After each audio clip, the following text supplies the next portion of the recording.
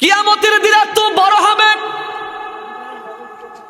আল্লাহ তাআলা কুরআনুল হাকিমের মধ্যে জানিয়ে দেন কিয়ামতের দিন এমন বড় হবে, একটা দিন হবে দুনিয়ার 50,000 বছরের সমান। দুনিয়ার 50,000 বছর যত দীর্ঘ হয়, যত লং হয়, যত বড় হয়, কিয়ামতের দিন একটা দিন হবে এত বড় 50,000 বছরের সমান। একটু কি চিন্তা করছো? আমরা দুনিয়ার মধ্যে অট্টালিকা খুঁজি, দালান কোঠা খুঁজি, কিন্তু আপনি মারা যাওয়ার পরে আমাকে আপনাকে যেই জায়গার মধ্যে রেখে আসা হবে সেই ঘরের নাম হলো কবর। এই কবরের জিন্দেগির মধ্যে আপনাকে আমাকে কতদিন পর্যন্ত থাকতে হবে? একদিন দুই দিন নয়, 1 বৎসর 2 বৎসর নয় রে ভাই, আপনাকে আমাকে কবরের জিন্দেগির মধ্যে কমপক্ষে 40,000 বছর পর্যন্ত থাকতে হবে।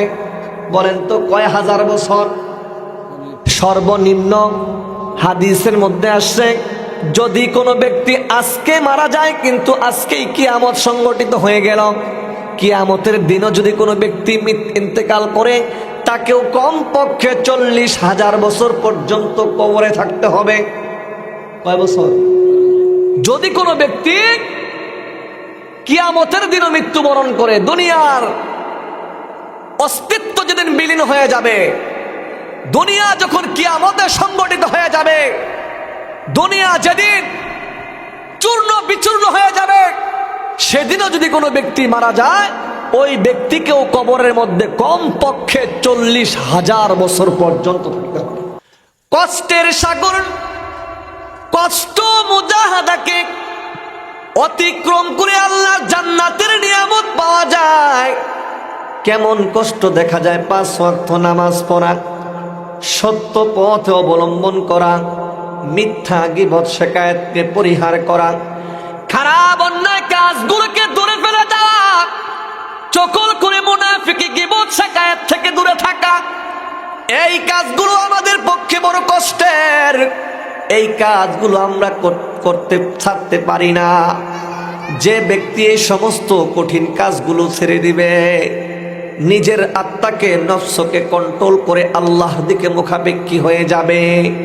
আল্লাহর হাবিব পয়গম্বর আরবি জানিয়ে দেয়, ও বান্দারা, আমি আল্লাহ তোমার কষ্ট মুজাহাদার বিনিময়ে আমি আল্লাহ তাআলা দুনিয়ার সমসাময়িকের জন্য যে সমস্ত কাজগুলো তুমি হাদিস এবং কোরআনের পরিভাষায় আল্লাহ এবং রাসূলের দিক নির্দেশনা মেনে নিয়ে পরিহার করেছিলে, আমি আল্লাহ তাআলা তোমার এই কষ্ট মুজাহাদার বিনিময়ে আমি আল্লাহ তাআলা তোমার জন্য সৃজন করে রেখেছি জান্নাতুল ফিরদাউস। কোন সুবহানাল্লাহ।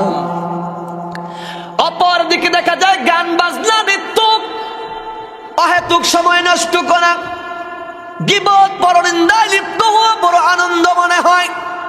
এই দিক থেকে লক্ষ্য করে আল্লাহর হাবিব জানিয়ে দেয়, ও দুনিয়ার মানুষ শোনো রে, মনে রাখবে তোমাকে আল্লাহ তাআলা দুনিয়ার মধ্যে পাঠানোর পরে আল্লাহর রাসূলের মাধ্যমে জানিয়ে দেয়, ও দুনিয়ার মানুষ শোনো, আল্লাহ তাআলা যেই জাহান্নামকে সৃজন করেছে, ওই জাহান্নামটাকে পাওয়া দুনিয়ার মানুষের জন্য অতি সহজ। কেমন সহজ জানো? দুনিয়ার মধ্যে আনন্দ, আমোদ প্রমোদ, বিনোদনের ব্যবস্থা করেছে। যখন তারা গুনাহের পরিবেশের মধ্যে লিপ্ত হবে, এ সমস্ত অন্যায়, অশ্লীল, নির্লজ্জ, বেহায়াপনা কাজের সাথে লিপ্ত হয়ে যাবে, তাদের দিলে সমসাময়িকের জন্য আনন্দ, প্রফুল্লতা কাজ করবে। কিন্তু আমি আল্লাহ তাআলা এই সুখ স্বাচ্ছন্দ্য, প্রফুল্লতার কারণে আমি আল্লাহ তাআলা চিরস্থায়ী জাহান্নামের জন্য তাদেরকে নির্বাচন করে। নাউজুবিল্লাহ। জাহান্নাম আল্লাহ তাআলা বানাইছে আনন্দের বস্তুর মাধ্যমে, আমোদ প্রমোদ, বিনোদন, যেগুলো আমাদের দিলকে আকৃষ্ট করে, আমাদের নফসকে আকৃষ্ট করে, সমসাময়িকের জন্য, স্থায়ী নয়, অস্থায়ী, কিছুক্ষণের জন্য আপনাকে আমাকে আনন্দ দিবে।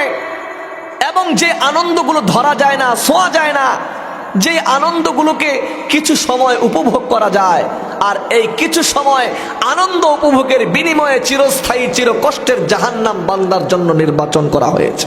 যতটুকু দুনিয়ার জন্য আমরা আমাদের সময়কে কি করি, সময়ের মূল্যায়ন করি দুনিয়াকে পাওয়ার জন্য, যদি ক্ষণস্থায়ী জিন্দিগিকে পাওয়ার জন্য এত কষ্ট মুজাহাদা করতে পারি, তাহলে আমাদেরকে চিরস্থায়ী জিন্দিগি, পরকালের জিন্দিগির জন্য কতটুকু সময় ব্যয় করা দরকার।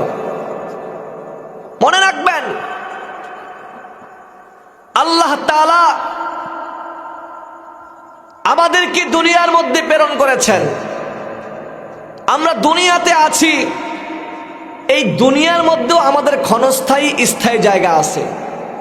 আমি চাকরির খাতিরে ঢাকায় থাকি, ধরে আমি চাকরির জন্য বিদেশ গেলাম, প্রবাস জীবনে গেলাম।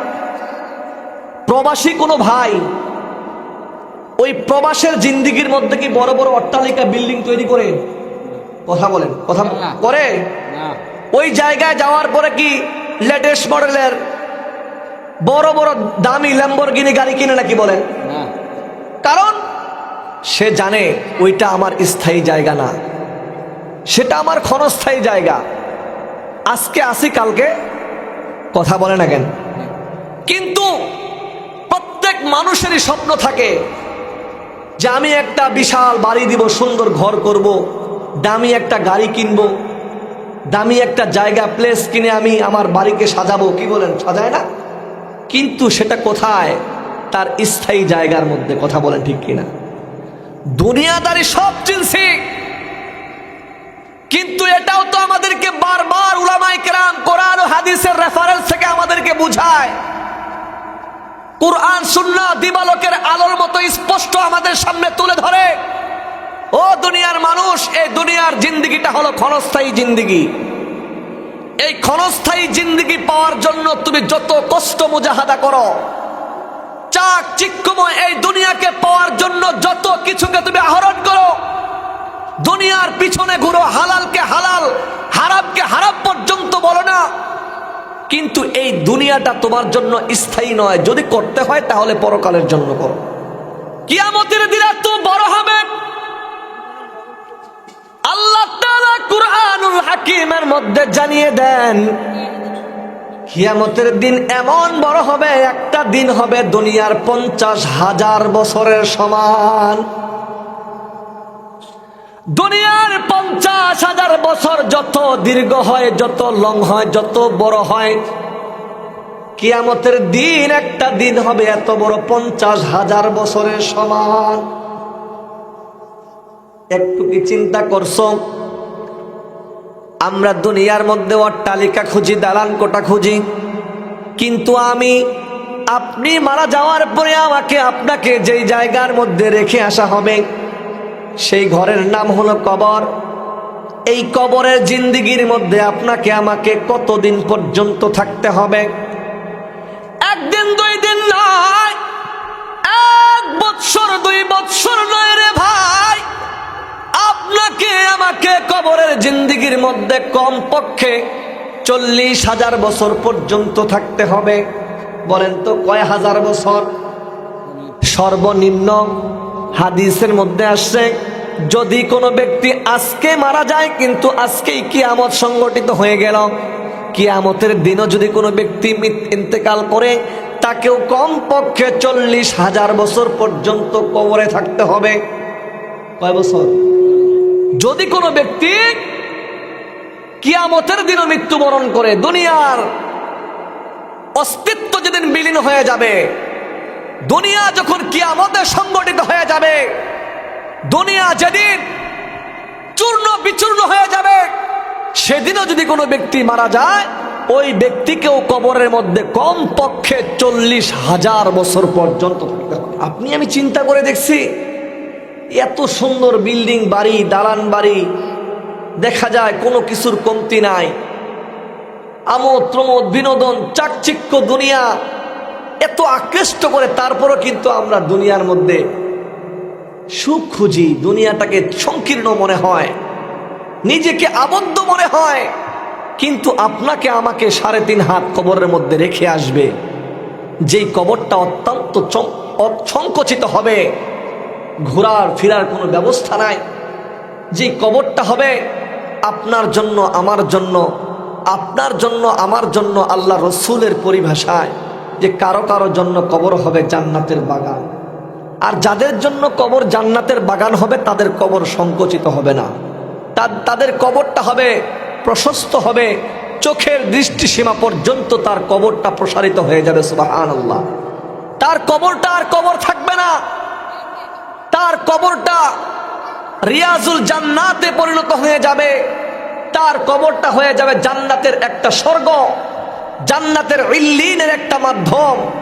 ইল্লিন কোরআনের ভাষায় বলা হয়েছে, আর ইল্লিন বলা হয় তাকে যেটা জান্নাতের পরিপূর্ণ সুখ নাজ নিয়ামত না, সেখানে আংশিক দেওয়া হয়, জান্নাতের নিয়ামতের কিছু নিদর্শন দেখানো হয়। সম্পূর্ণ জান্নাত তো আল্লাহ তাআলা বান্দার বিচার ফয়সালার মাধ্যমে, বিচার ফয়সালার পরে আল্লাহ তাআলা বান্দাকে দান করবেন। আর ইল্লিন হলো জান্নাতের নিয়ামতের এক অংশ, যেটা আল্লাহ তাআলা ঈমানদারদের জন্য জান্নাতের রাস্তা পর্যন্ত বের করে দিবে কবর থেকে। সুবহানাল্লাহ। আর যারা কবরের মধ্যে বেনামাজি হয়ে গেছে, আল্লাহর নাফরমান অবস্থায় মারা গেছে, ওই ব্যক্তির মৃত্যুটা কবরের মধ্যে থাকা যাওয়ার সাথে সাথে ওই ব্যক্তির মৃত্যু তো অত্যন্ত জিল্লতের সাথে হবে, মৃত্যুটা কষ্টদায়ক হবে, কিন্তু তার কবরটা সংকুচিত হয়ে যাবে। আল্লাহ রসুল বলেন কবরের দুই পাশের মাটি একত্রিত হয়ে যাবে, দুই পাশের মাটি একত্রিত হয়ে তার পাঁজরের হাড় ভেঙে চুরমার হয়ে যাবে, এক একটা পাঁজরের হাড় আরেকটা পাঁজরের মধ্যে ঢুকে যাবে, তাকে দুমড়ে মুচড়ে তার সমস্ত কর্মকাণ্ডের কথা স্মরণ করে দিবে, দুনিয়ার মধ্যে কি করছে। কথা না বলি, আর একটু মনোযোগ দিয়ে কথা শুনি, আমার আলোচনার দিকে আমি চলে যাচ্ছি। আর দুনিয়ার জিন্দেগি আর পরকালের জিন্দেগির মধ্যে আমরা পার্থক্য দেখতে পাই। দুনিয়ার জিন্দেগিটা ক্ষণস্থায়ী জিন্দেগি, আর পরকালের জিন্দেগিটা হলো চিরস্থায়ী জিন্দেগি। দুনিয়ার জিন্দেগির মধ্যে সুখ স্বাচ্ছন্দ্য চিরস্থায়ী হয় না, আর পরকালের জিন্দেগির মধ্যে সুখ স্বাচ্ছন্দ্য ক্ষণস্থায়ী হয় না। কন্যা সুবহানাল্লাহ। দুনিয়ার জিন্দেগির সুখ স্বাচ্ছন্দ্য কি হয় না? চিরস্থায়ী হয় না। কথা বলে না কেন? কি হয় না? কারণ কি? আমার চোখে দেখা কত মানুষকে দেখলাম হাজার হাজার কোটি টাকার মালিক, দেখলাম জীবনে কোনো কষ্ট নাই, কিন্তু দেখা যায় ওই ব্যক্তির সমস্ত সম্পদ, সমস্ত টাকা পয়সা দুনিয়ার মধ্যে শেষ হয়ে গেছে। এই জন্যই কবি বলেন নদীরা পার ভাঙে ও পার করে, এই তো নদীর খেলা, সকাল বেলার বাদশারে তুই ফকির সন্ধ্যা বেলা। কথা বলে না কেন? এই জন্যই বলতে চাই প্রিয় ভাই, একটু মনোযোগ দেন। দুনিয়ার সুখ চিরস্থায়ী সুখ নয়, আর আনন্দ চিরস্থায়ী আনন্দ নয়, দুনিয়ার চাওয়া পাওয়া চিরস্থায়ী চাওয়া পাওয়া নয়। আল্লাহ তাআলা পরকালের মধ্যে যেই সুখ নাজ নিয়ামত তোমার জন্য আমার জন্য বরাদ্দ করে রাখছে, সেই সুখ স্বাচ্ছন্দ্য ক্ষণস্থায়ী হবে না, দুনিয়ার মতো ক্ষণস্থায়ী নয়। সেই সুখ স্বাচ্ছন্দ্য চিরস্থায়ী। দুনিয়ার সুখ চিরস্থায়ী নয়, পরকালের সুখ চিরস্থায়ী। দুনিয়ার ভালোবাসা, দুনিয়ার মোহ, দুনিয়ার আমোদ প্রমোদ একদিন শেষ হয়ে যাবে, কিন্তু যারা নেককার অবস্থায়, ঈমানদার অবস্থায় মৃত্যুবরণ করবে, তাদের জন্য যেই সুখ স্বাচ্ছন্দ্য আমোদ প্রমোদ বিনোদন গুলো আসবে, সেইটা চিরস্থায়ী উপভোগ করবে। এই জন্যই আল্লাহ তাআলা কুরআনুল হাকিমের মধ্যে বলেন ফারিকুম ফিল জান্নাহ ওয়া ফারিকুম ফিস সাঈর। আল্লাহ তাআলা আমাদেরকে জানিয়ে দেয়, আমি আল্লাহ তাআলা দুই শ্রেণীর মানুষ সৃজন করেছি। কয় শ্রেণীর? এক শ্রেণীদের মানুষকে সৃজন করেছি জান্নাতের জন্য, আরেক শ্রেণীর মানুষদেরকে জাহান্নামের জন্য। একদল জান্নাতের মুখাপেক্ষী হবে, আরেক দল জাহান্নামের মুখাপেক্ষী হবে। একদল আল্লাহর রহমতের দিকে অগ্রসর হবে, আরেকদল আল্লাহর গজবের দিকে অগ্রসর হবে। একদল আল্লাহ তাআলার নাজ নিয়ামত গুলো খুঁজে খুঁজে বের করবে, আর একদল আল্লাহর আযাব গজবের দিকে নিজে নিজে নিজের মনের অজান্তে ঢুকে যাবে। এই জন্যই বলতে চাই প্রিয় ভাইরা, এই কোরআনের মজমা, এই মাহফিলের মধ্যে আল্লাহ তাআলা আমাদেরকে নিয়ে আসছেন। আমরা আসতে পেরেছি, বসতে পেরেছি নিজের যোগ্যতার বলে না, নিজের শক্তির বলে না, নিজের ক্ষমতার বলে না। যদি নিজের ক্ষমতার বলে আসতাম তাহলে আমার চাইতে আপনার চাইতে অনেক ক্ষমতাধর মানুষ এই গ্রামের আছে কি নাই? এই গ্রামের মধ্যে যদি আমরা শক্তির বলে আসতাম, ও প্রিয় ভাইরা, আমার চাইতে আপনার চাইতে কত শক্তিশালী মানুষ আছে কিনা? কিন্তু আল্লাহ তাআলা শক্তির বলে আনে নাই, ক্ষমতার বলে আনে নাই। আল্লাহ তাআলা তো হাদিসে কুদসির পরিভাষায় আমাদেরকে জানিয়ে দেন, আল্লাহ তাআলা বলতেছেন, মাই ইউরিদিল্লাহু বিহি খায়রান ইউফাক্কিহু ফিদ্দীন। ও तमाम দুনিয়ার মানুষ শোনো রে, আমি আল্লাহ তাআলা তোমাদেরকে যাদেরকে পছন্দ করি, যাদেরকে মোহাব্বত করি, যাদেরকে ভালোবাসি, আমি আল্লাহ তাআলা ওই সমস্ত ব্যক্তিদেরকে দুনিয়ার নর্দমা, দুনিয়ার গুনাহের পরিবেশ থেকে নির্বাচন করে নেই, দুনিয়ার জায়গা থেকে উত্তোলন করে আমি আল্লাহ তাআলা কোরআনের মজমার মধ্যে, দ্বীনের মজমার মধ্যে, কোরআনের জালসার মধ্যে আমি আল্লাহ তাআলা তাদেরকে বসার ব্যবস্থা করে দেই। আমি আল্লাহ তাআলা ওই সমস্ত ব্যক্তিদের কল্যাণকামিতা চাই যাদেরকে আমি আল্লাহ তাআলা দ্বীনের বুঝদান করি। আমি আল্লাহ তাআলা যাদেরকে দ্বীনের কাজ করাই, কোন সুবহানাল্লাহ, যাদেরকে আল্লাহ পছন্দ করেন তাদেরকে এই মজমার মধ্যে কবুল করছেন। আরেকটু খেয়াল করি আমরা, আল্লাহ তাআলা পছন্দ করলে আমাদেরকে কি দেন? সর্বপ্রথম দ্বীনের বুঝদান করেন। সর্বপ্রথম আল্লাহ তাআলা দ্বীনের যেই আল্লাহ তাআলা বলেছেন, ইন্নাদ দীনা ইনদাল্লাহিল ইসলাম, নিশ্চয়ই একমাত্র, শুধুমাত্র, কেবলমাত্র আমার কাছে একমাত্র দ্বীনের নাম ইসলাম। আল্লাহ তাআলা জানিয়ে দেয়, ও দুনিয়ার মানুষ, আমি আল্লাহ তাআলা তোমাদেরকে মোহাব্বত করি যারা, যাদেরকে, তাদেরকে আমি আল্লাহ তাআলা দুনিয়ার মধ্যে দ্বীনের হেদায়েত দান করি, ইসলামের ছায়া তলে আসার তৌফিক দেই, কোরআন ও হাদিসের কথাগুলো তাদেরকে আমি আল্লাহ তাআলা শোনার তৌফিক দেই। সুবহানাল্লাহ। দুই নম্বর নিয়ামত কি? আল্লাহ তাআলা জানিয়ে দেন, ও দুনিয়ার মানুষ, আমি আল্লাহ তাআলা তোমাদেরকে দুনিয়ার কিছু কিছু মানুষদেরকে নির্বাচন করি, আর ওই সমস্ত ব্যক্তিদের মধ্যে এলেমের নিয়ামত দান করি, তাদেরকে কোরআনের জ্ঞান দান করি, হাদিসের জ্ঞান দান করি, ইলমে নববিয়াতের জ্ঞান দান করি, ইলমে লাদুনি দান করি। আমি আল্লাহ তাআলা যাদেরকে পছন্দ করি তাদেরকে এই সমস্ত নিয়ামত দান করি। এই ঈমান, এই ইলমে লাদুনি কি দাম? ইলমের কেন এত দাম? ঈমান ও ঈমানের পরে ইলমের স্থান। আল্লাহ তাআলা কেন ইলম দেন? কেন ইলম দেন? ইলম হলো সত্য মিথ্যার রাস্তাটাকে নির্ণয় করে দেয়। আল্লাহু আকবার। ইলম হলো জান্নাত জাহান্নামের রাস্তা পরিষ্কার করে দেয়। ইলম আল্লাহ এবং তার রাসূলের রাস্তাকে পরিষ্কার করে দেয়, জান্নাতের রাস্তাকে সুগম করে দেয়। ইলম হলো বান্দাকে জ্ঞানী, জ্ঞানটা বান্দাকে আল্লাহ তাআলাকে চেনা সহজ করে দেয়। যে সমস্ত মানুষেরা আল্লাহকে চেনে না, যে সমস্ত মানুষেরা আল্লাহর রাসূলকে চেনে না, কোরআন ও হাদিসের ইলম যাদের মধ্যে নাই, তারা দেখবেন সত্য মিথ্যা বুঝে না, হালাল হারাম বুঝে না। হালাল হারামের তমিজ পার্থক্য না বোঝার কারণ হলো তার মধ্যে ইলমের শূন্যতা থাকার কারণে। ইলম না থাকার কারণে, ইলম দুই প্রকার, আসমানি ইলম আর রুহানি ইলম।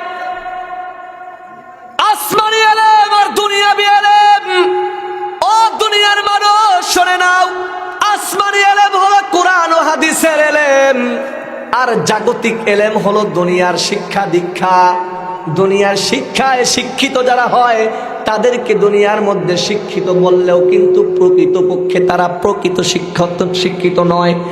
কারণ কোরআন হাদিসের ইলম ছাড়া প্রকৃত শিক্ষিত হওয়া যায় না। কোরআন হাদিসের ইলম ছাড়া প্রকৃত আল্লাহকে চেনা যায় না। আল্লাহর রাসূলকে চেনা যায় না।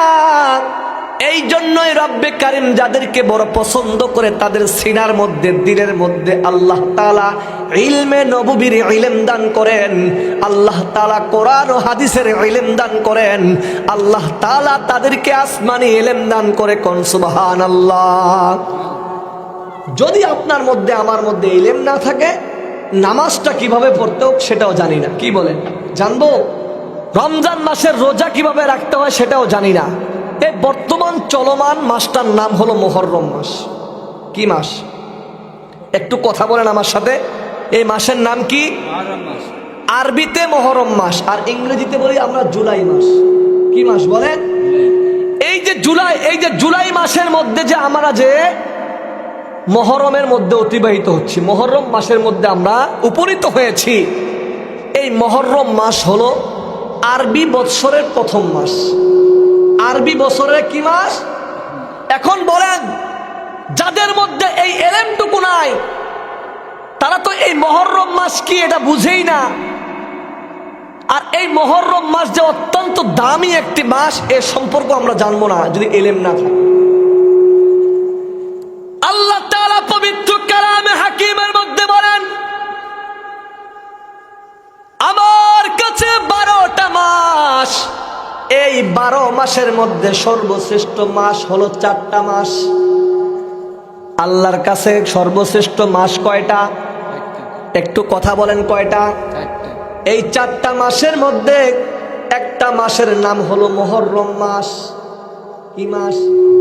আল্লাহ তাআলা কোরআনুল হাকিমের মধ্যে আল্লাহ বলতেছেন, আমার কাছে সবচেয়ে সম্মানিত মাস হলো 4টা। কয়টা? এই 4টা মাসের মধ্যে আমার কাছে অন্যতম একটি মাসের নাম হলো মুহররম মাস। এই আয়াতে কারিমাটি আল্লাহ তাআলা কোরআনুল হাকিমের মধ্যে বলেছেন, ইন্না ইদ্দাতাশ শুহুরি ইনদাল্লাহি 12 শাহরান ফি কিতাবিল্লাহি ইয়াওমা খালাকাস সামাওয়াতি ওয়াল আরদ মিনহা আরবাআতুন হুরুম। যে আমি আল্লাহ তাআলা যতগুলো মাস বানাইছি, যে আমি আল্লাহ তাআলা তো 12টি মাস বানাইছি। কয়টা মাস? এই 12 মাসের মধ্যে আমার কাছে সম্মানিত মিনহা আরবাআতুন হুরুম, 4টা মাস সম্মানিত। কয়টা? আর এই 4 মাসের মধ্যে একটা মাস হলো মুহররম মাস। এই মাসটা বলেন কোন মাসটা? এই মুহররম মাস। কিন্তু এমনও তো মুসলমান আছে মুহররম মাস কোনটা এটাও বলতে পারি না, কিন্তু আমরা মুসলমান, কিন্তু আমাদের মধ্যে ইলম নাই।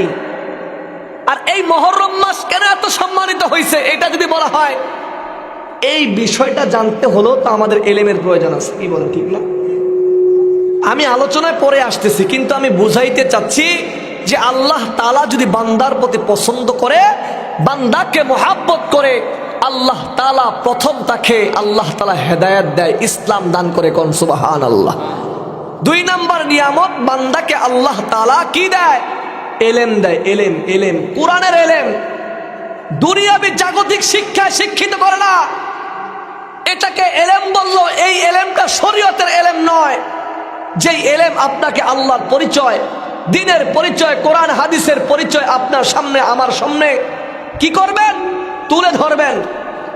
সম্মানিত মুহতারাম হাজিরিন, আমি আজকে ইনশাল্লাহ আপনাদের সামনে কিছু কথা বলার চেষ্টা করবো ইনশাল্লাহ। যেহেতু আমার মা বোনরা আসছেন, আমার মা বোনরা বেশি আসছেন। কি বলেন? আমাদের চাইতে বেশি কারা আসছে? আমাদের মা বোনরা। আমরা পুরুষরা তো অনেক জায়গায় ওয়াজ শুনি, কিন্তু আমার মা বোনরা শোনার ব্যবস্থা হয় না। ব্যবস্থা হয় কিন্তু দেখা যায় যাওয়ার মতো সমর্থন হয় না। যাব, বাড়িঘর রেখে যাওয়া, আবার যাওয়ার পরে অনেক ভেজাল, আসতে হয়, অনেক কষ্ট মুজাহাদা করতে হয়। কিন্তু আমি আপনাদের, আমার মা বোনদের সামনে কিছু কথা অবশ্যই বলবো। কিন্তু যেই কথা বলতেছিলাম, আল্লাহ তাআলার নিয়ামতের মধ্যে সর্বপ্রথম বড় নিয়ামত হলো ইসলামের নিয়ামত, হেদায়েতের নিয়ামত। আল্লাহ তাআলা সেটা আমাদেরকে দান করছেন। 2 নাম্বার নিয়ামত কি? এলেম। বলেন কি? আল্লাহ তাআলা আমাদেরকে জ্ঞান দিয়েছেন, কোরআন হাদিসের জ্ঞান। আলহামদুলিল্লাহ। তারপরে আসেন, আমরা যদি এই 2টা সাইড নিয়ে কথা বলি, ইসলাম আর এলেম। ইসলাম কি জিনিস? মা হুয়াল ইসলাম সম্পর্কে যদি কেউ জানতে চায় আমরা কি বলবো? সংক্ষিপ্তভাবে আপনাদের সামনে ইসলামের পরিচয় তুলে ধরতেছি। ইসলাম হলো দুই কথার নাম। আল্লাহর হুকুম, বলেন কার হুকুম?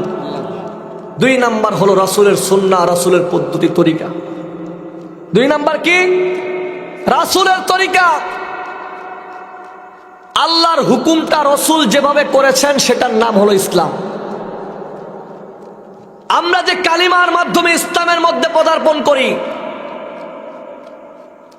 লা ইলাহা ইল্লাল্লাহু মুহাম্মাদুর রাসূলুল্লাহ, প্রথম অক্ষরটা প্রথম আয়াতের প্রথম যেই অংশটা আছে লা ইলাহা ইল্লাল্লাহ, দ্বিতীয় অংশটা হলো মুহাম্মাদুর রাসূলুল্লাহ।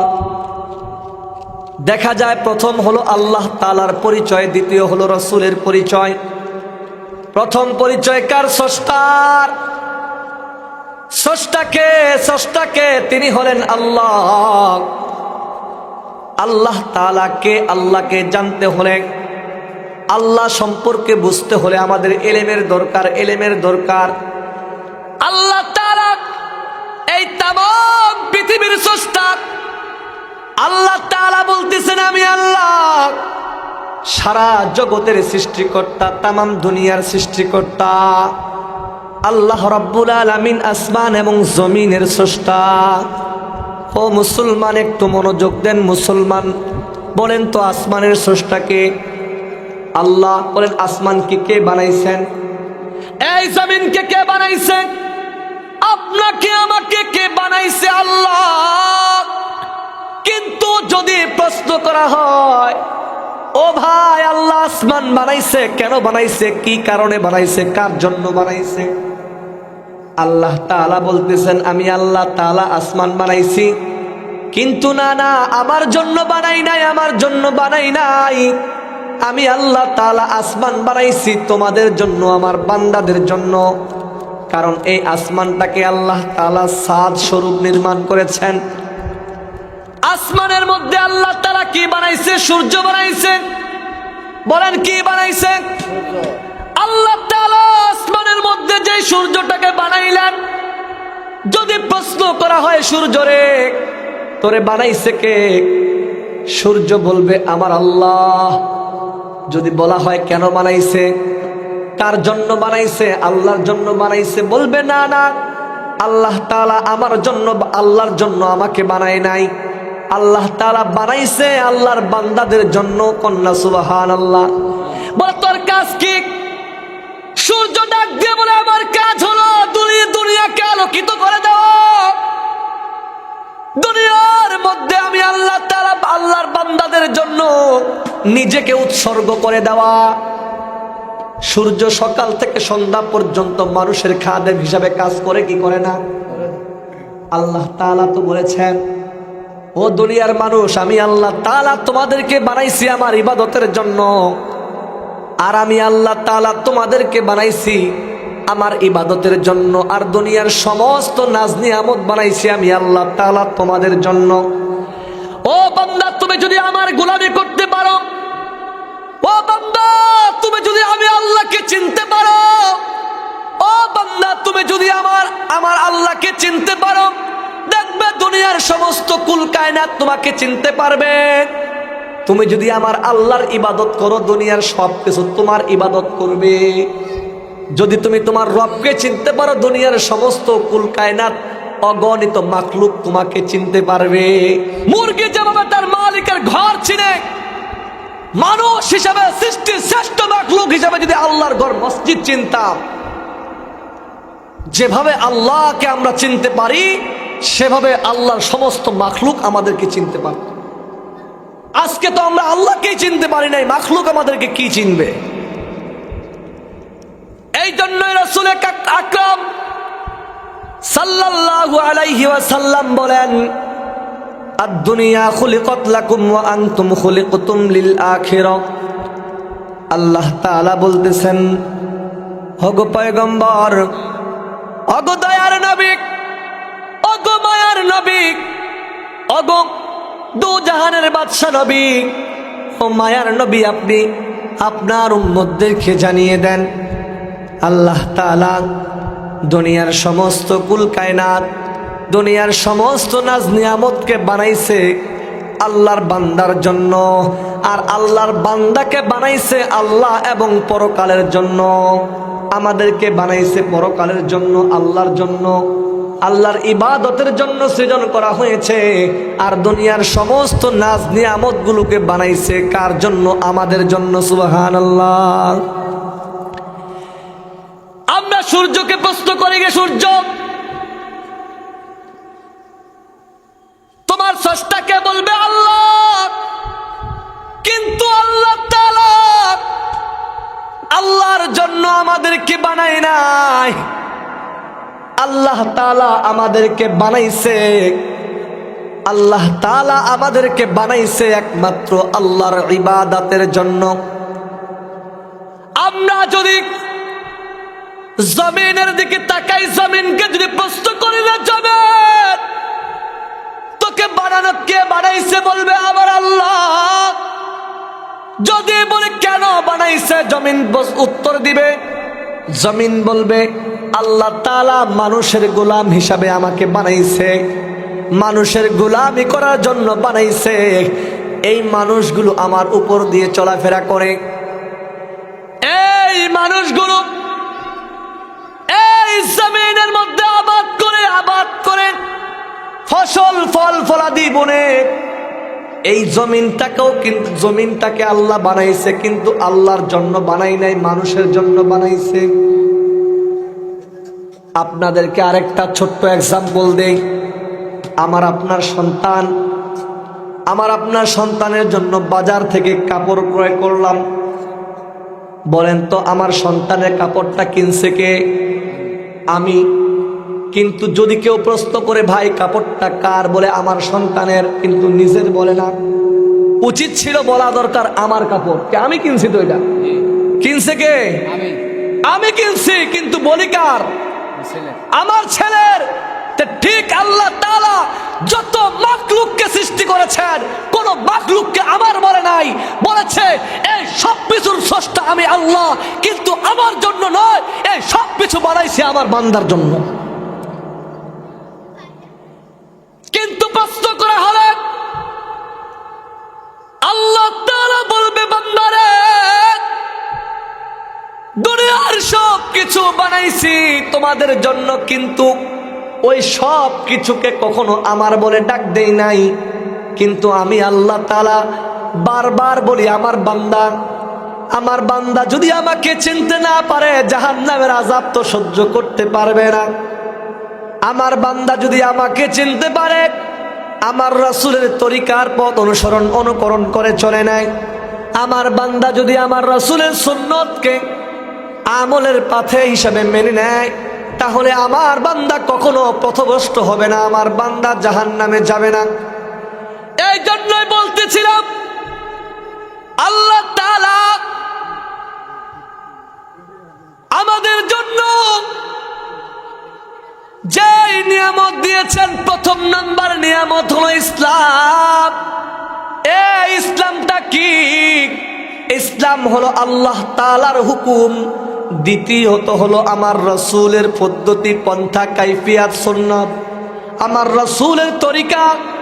আমরা যদি আল্লাহর হুকুমটাকে রাসূলের তরিকার মাধ্যমে বাস্তবায়ন করে নেই, দেখবেন আল্লাহ তাআলা আমাকে আপনাকে, আমার আপনার এই কষ্ট মুজাহাদার বিনিময়ে দুনিয়ার মধ্যে থেকেই আল্লাহ তাআলা আমাদেরকে সন্তুষ্ট হয়ে যাবে, আমাদের প্রতি খুশি হয়ে যাবে, এবং দুনিয়া থেকে আল্লাহ তাআলা বড় বড় নাজ নিয়ামতের মধ্যে আমাদেরকে আল্লাহ তাআলা কবুল করবে। কোন সুবহানাল্লাহ। সম্মানিত মুহতারাম হাজিরিন, ও আমার প্রিয় ভাইয়েরা, পর্দার অন্তরালের মা বোনেরা, একটু চিন্তা করে দেখেন, আমার মতো আপনার মতো কত মানুষ দুনিয়া থেকে বিদায় নিয়েছে। আমার আপনার জীবনে আপনি আমি কত মানুষকে এই অবস্থায় দাফন করেছি, কবরস্থে করেছি, কবরের মধ্যে শোয়ায় রেখে এসেছি। হয়তোবা 2 দিন আগে অথবা 2 দিন পরে আমার জন্য ওই মসজিদের পালকি অপেক্ষা করতেছে, বাজারের সাদা কাফন অপেক্ষা করতেছে, ওই গোরস্থানের মাটি আমাকে বারবার ডাকতেছে, আসো আসো আমার কাছে আসো, অতি নিকটেই আমি তোমার জন্য দাঁড়িয়ে আছি। মাটি আমাদেরকে ডাকে, হায়াতের জিন্দেগি শেষ হয়ে যাচ্ছে, দিন এবং রাত এসে আমাদের হায়াতের জিন্দেগির সময় থেকে এক একটা করে দিন, এক একটা করে রাত আমাদের জীবনের হায়াতের জিন্দেগি থেকে আমাদের সময়কে ফুরিয়ে যাচ্ছে। কথা বলেন ঠিক কিনা? এই জন্যই তো ইমাম গাজালির একটা গল্পের কথা মনে পড়ে গেল। ইমাম গাজালি ছিলেন জগৎ বিখ্যাত দার্শনিক। ইমাম গাজালি ছিলেন জগৎ বিখ্যাত একজন বুজুর্গ আল্লাহওয়ালা, আল্লাহর ওয়ালি ছিলেন নিঃসন্দেহে। ইমাম গাজালি রহমাতুল্লাহি আলাই তার কিতাবের মধ্যে লেখছেন যে এক ব্যক্তি এক পাহাড়ের গিরিপথ, সন্ধ্যাবেলা রাত হওয়ার উপক্রম, মানে রাত হওয়ার সময় এসে গেছে, সন্ধ্যাবেলায় এক গিরিপথ ধরে হাঁটতেছে জংলার পাশ দিয়ে। হঠাৎ করে যুবকটা যখন পিছনের দিকে তাকাইছে, দেখতেছে ওই যুবকের পিছনে একটা হিংস্র প্রাণী বাঘ তাকে ধাওয়া করতেছে, তার দিকে তেড়ে আসতেছে, ধেয়ে আসতেছে।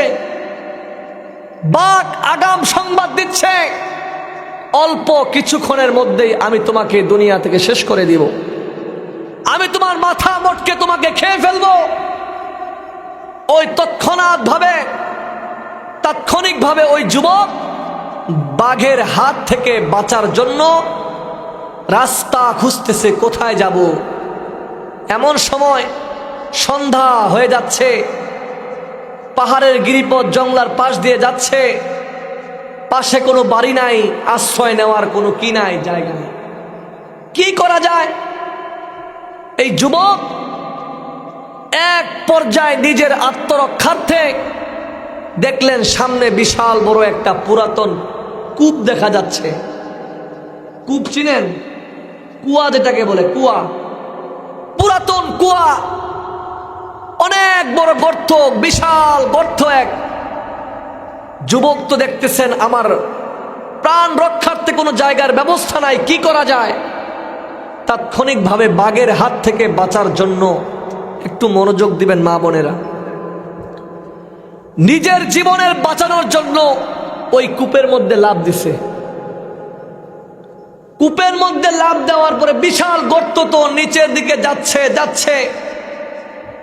এমতো অবস্থায় ওই যেই যুবক নিজের জীবন রক্ষার্থে কূপের মধ্যে, কুয়ার মধ্যে লাফ দিলেন, সেই যুবকটাই দেখতেছেন যে অতল গভীর, তিনি গভীরে চলে যাচ্ছেন।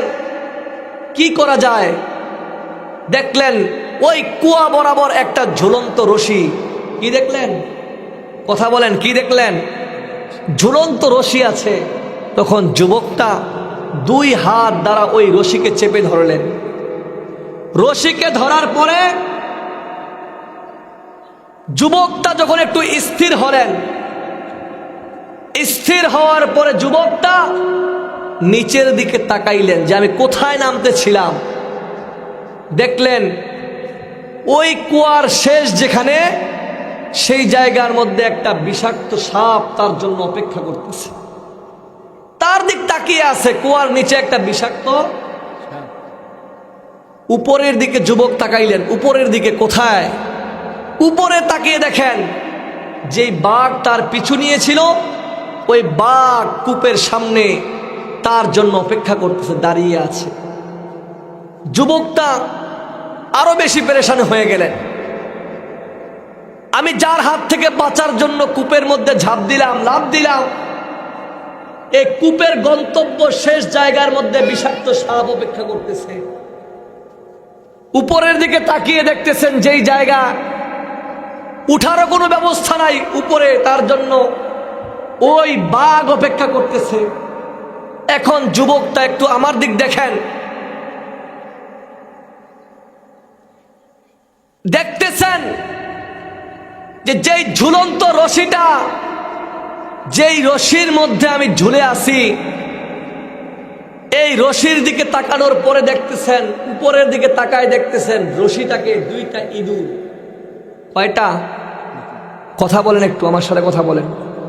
দুইটা ইঁদুর, একটা সাদা ইঁদুর আর একটা কালো ইঁদুর ওই রশিটাকে কাটতেছে। বলেন তো সে কত পেরেশানি হয়ে গেছে। এক তো পেরেশানি, বাঘের হাত থেকে বাঁচার জন্য কুয়ায় লাফ দিছে। দ্বিতীয়ত পেরেশানি হলো যে কুয়ার নিচের মধ্যে বিষাক্ত সাপ তার জন্য অপেক্ষা করতেছে। তৃতীয়ত হলো যে এই কূপ থেকে যে উঠবো উপরে তার জন্য বাঘ অপেক্ষা করতেছে। চতুর্থ হলো যে রশির মধ্যে আমি ঝুলন্ত অবস্থায় আছি, এই রশির উপরে দুইটা ইঁদুর ওই রশিটাকে কাটতেছে। তিনি আরো পেরেশানির মধ্যে পড়ে গেলেন। পেরেশানির মধ্যে পড়ে যাওয়ার পরে যুবকটা চিন্তা করে দেখলেন, যুবকটা লক্ষ্য করে দেখলেন ওই কুয়া বরাবর একটা গাছ ছিল। কি ছিল?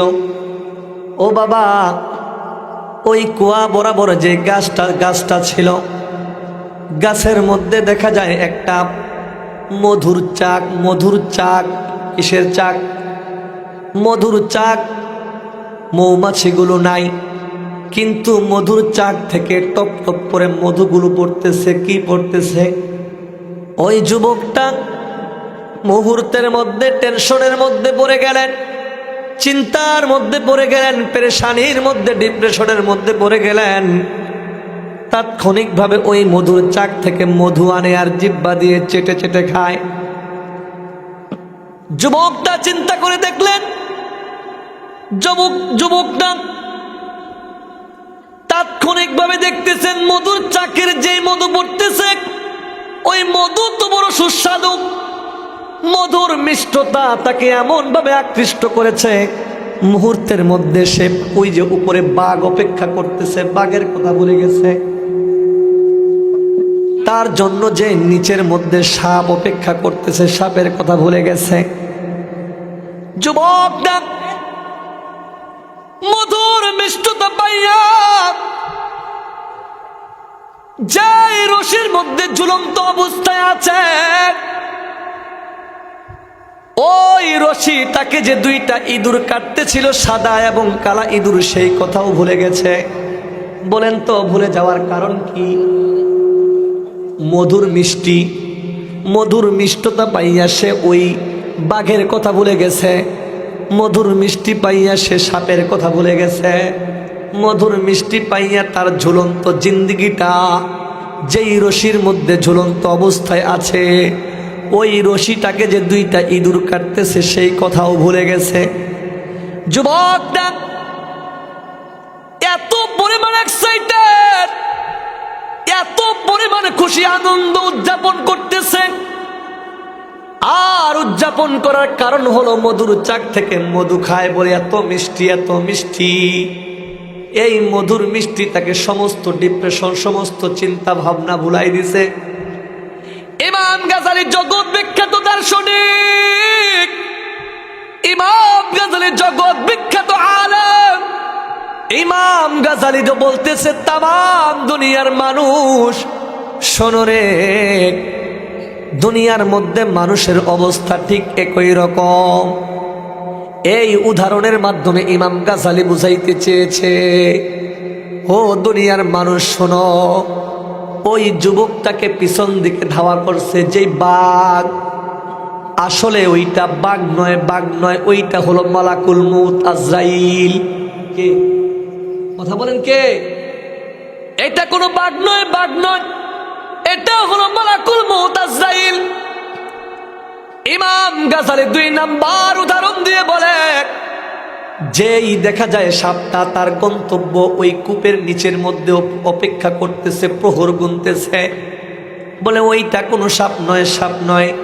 ও দুনিয়ার মানুষ, ওইটা সাপ নয়, ওইটা হলো কবর।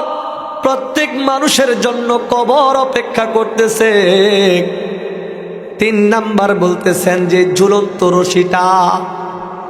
ইমাম গাজালি বলে, ঝুলন্ত রশিটা রশি নয়, আমি এটাকে উদাহরণ স্বরূপ দুনিয়ার মানুষের সামনে পেশ করলাম। এইটা হলো মানুষের হায়াতের জিন্দিগি। আল্লাহ তাআলা দুনিয়ার মানুষদেরকে কাউকে 50 বছরের জিন্দিগি দিছে, কাউকে 40 বছরের জিন্দিগি, কাউকে 30, কাউকে 20, কাউকে 10, কাউকে 5, কাউকে 1। কথা বলে না কেন? আবার কাউকে আল্লাহ তাআলা 60, 70, 80, 90, 100 বছরের জিন্দিগি দিছেন। ইমাম গাজালি বুঝাইতে চায়, ও দুনিয়ার মানুষ রে, যেই রশিটা ঝুলন্ত অবস্থায় আছে ওইটা রশি নয়, ওইটা হলো হায়াতের জিন্দিগি। ওই হায়াতের জিন্দিগির মধ্যে যেই 2টা ইঁদুরের উপমা দিলেন, 2টা ইঁদুরকে ইঁদুর দিয়ে তিনি বুঝাইতে চায়, ও দুনিয়ার মানুষ, ওইটা কোনো ইঁদুর নয়, ওইটা হলো দিন এবং রাত। বলেন কি? কথা বলে না কি? দিন এবং রাত। ইমাম গাজালি বলেন যে 2টা ইঁদুর ওই রশিটাকে কাটতেছে, ওই 2টা ইঁদুর হলো একটা কালো ইঁদুর, আরেকটা সাদা ইঁদুর। এই কালো এবং সাদার পার্থক্যের মাধ্যমে মানুষদেরকে বুঝাইতে চেয়েছি, ও দুনিয়ার মানুষ, আল্লাহ তোমাকে 60 বছরের জিন্দিগি দান করছেন। এই 60 বছরের জিন্দিগির মধ্যে আল্লাহ তাআলা তোমাকে দিন একটা দিয়েছেন, রাত একটা দিয়েছেন। দিন এবং রাতের মাধ্যমে তোমার হায়াতের জিন্দিগি ফুরিয়ে যাচ্ছে। এক একটা করে দিন তোমার জিন্দিগি থেকে চলে যাচ্ছে, এক একটা করে রাত তোমার জিন্দিগি থেকে চলে যাচ্ছে। ইমাম গাজালি বলেন, এই কূপ বরাবর যে গাছটা ছিল, গাছের মধ্যে যেই মৌচাক, যে মধু ছিল, মধুটা মধু নয়, এইটা বুঝাইতে চাইছি দুনিয়ার মজা। দুনিয়ার মধ্যে আল্লাহ তাআলা ছেলে দিয়েছে, মেয়ে দিয়েছে, বিবি বাচ্চা সন্তান দান করছেন, মা বাবা দান করছেন, দুনিয়ার আত্মীয়তার বন্ধন, টাকা পয়সা অর্থ সম্পদ দান করেছেন, দুনিয়ার অট্টালিকা দান করেছেন। আর ইমাম গাজালি বুঝাইতে চায়, মানুষগুলো দুনিয়ার মজা কতই না পাইছে। দেখো, দুনিয়ার মজা পাইয়া সব ভুলে গেছে। ওই যুবক যেমন কি মধু পাইয়া উপরে ওই বাঘের কথা ভুলে গেছে, মধু পাইয়া নিচে সাপের কথা ভুলে গেছে, মধু পাইয়া ওই তার হায়াতের জিন্দিগির যে রশিটা ঝুলন্ত অবস্থায় আছে ওইটা যেমনি ভুলে গেছে। ঠিক দুনিয়ার মানুষদেরকে বুঝাইতে চেয়েছে, ও দুনিয়ার মানুষ রে, ওই যুবকের কূপের সামনে যেই বাঘ অপেক্ষা করতেছে, ওইটা বাঘ নয়, ওইটা হলো মালাকুল মউত আজরাইল, যা প্রতিনিয়ত তোমার পিছনে আমার পিছনে আল্লাহর হুকুমে লেগে আছে। কথা বলেন ঠিক কিনা? 2 নাম্বার উদাহরণ দিলেন, ওই গর্তের মধ্যে, ওই কূপের নিচে যেই সাপ, ওইটা কোনো সাপ নয়। ও যুবক ভাইরা, পর্দার অন্তরালের মা বোনেরা, ও পর্দা নিশিন বোনেরা, একটু মনোযোগ দাও। যেই সাপ আমাদের জন্য অপেক্ষা করে, সাপ না রে ভাই, ওইটা হইল আমাদের জন্য কবর অপেক্ষা করতেছে। বান্দা মরতে দেরি হবে, কবরে যাইতে দেরি হবে না। 3 নাম্বার হলো, ইমাম গাজালি বুঝাইতে চায় যে ঝুলন্ত রশিটা, ওইটা ঝুলন্ত রশি নয়, এইটা প্রত্যেক মানুষের হায়াতের জিন্দিগি। কারণ যতক্ষণ রশি থাকবে, যতক্ষণ কাটা শেষ হবে না, ততক্ষণ পর্যন্ত সে নিচে পড়বে না। ঠিক তেমনি ভাবে আমাদেরকে আল্লাহ তাআলা যাকে যত হায়াত দান করেছেন, এই হায়াতে জিন্দিগির মধ্য থেকে আমাদের এক একটা রাত, এক একটা দিন ওই সাদা এবং কালা ইঁদুরের মাধ্যমে যে কাটা হচ্ছে, আমাদের দিন এবং রাত এসে আমাদের 60 বছরের হায়াতের জিন্দিগি কোন দিক থেকে ফুরিয়ে যাচ্ছে আমরা বুঝতেও পারি না। কথা বলেন ঠিক কিনা? তারপরে বলতেছেন, মধুর চাকটা মধুর চাক নয়, এটা হলো দুনিয়ার মজা, দুনিয়ার ভালোবাসা, দুনিয়ার প্রেম মোহ, দুনিয়ার মায়া মমতার বন্ধন। এই দুনিয়ার মায়া মমতার বন্ধন পাইয়া, দুনিয়ার টাকা পয়সা পাইয়া, দুনিয়ার বিবি বাচ্চা সন্তান পাইয়া, দুনিয়ার চাকচিক্যময় এমন ভাবে আকৃষ্ট করেছে, ওই 3.5 হাত কবরের কথা কিন্তু ভুলে গেছি। ওই হাসরের দিনের কথা বলে গেছি, যেই কিয়ামতের দিন হবে, একটা দিন হবে 50,000 বছরের সমান। ওই হাসরের ময়দানের কথা বলে গেছি, যেই দিন সোয়া হাত নিচে সূর্যটাকে নামানো হবে। ওই হাসরের দিনের কথা বলে গেছি, যেদিন মাথার উপর সূর্য নেমে আসবে, মাথার মগজগুলো টকবক করে ফুটতে শুরু করবে। সেদিনের কথা বলে গেছি। কবরের কথা বলে গেছি, যাই কবরের মধ্যে আপন বলতে কেউ থাকবে না, মা বাবা বলতে কেউ থাকবে না, আপন সঙ্গী সাথী বিবি বাচ্চা কেউ থাকবে না। কবর হবে একাকিত্বের ঘর, কবর হবে নির্জনতার ঘর, কবর হবে সাপ বিচ্ছুর ঘর, কবর হবে এমন একটা জায়গা, যেই জায়গার আজ পর্যন্ত খবর দুনিয়ার মধ্য থেকে কোনো আবিষ্কার তথ্য প্রযুক্তির মাধ্যমে জানা যায় না। দেখা যায় দুনিয়ার এক জায়গা থেকে আরেক জায়গার খবর জানা যায়, কিন্তু তোমার আমার বাড়ির পিছনে 3.5 হাত মাটির নিচের মধ্যে যা হয়, কবরের মধ্যে যা হয়, দাফন করা হয়। দুনিয়াতে তো প্রযুক্তির যুগে, স্যাটেলাইটের যুগে, ইউটিউবের যুগে, ফেসবুকের যুগে, টুইটারের যুগে, গুগলের যুগে আজ পর্যন্ত কোনো তথ্য প্রযুক্তির আবিষ্কার হয় নাই যে কবরের মধ্যে কি হালতে মানুষ থাকবে, কবরের মধ্যে কেমন থাকবে, তার সঠিক তথ্য বের করার মতো প্রযুক্তি কিয়ামত পর্যন্ত হবে না।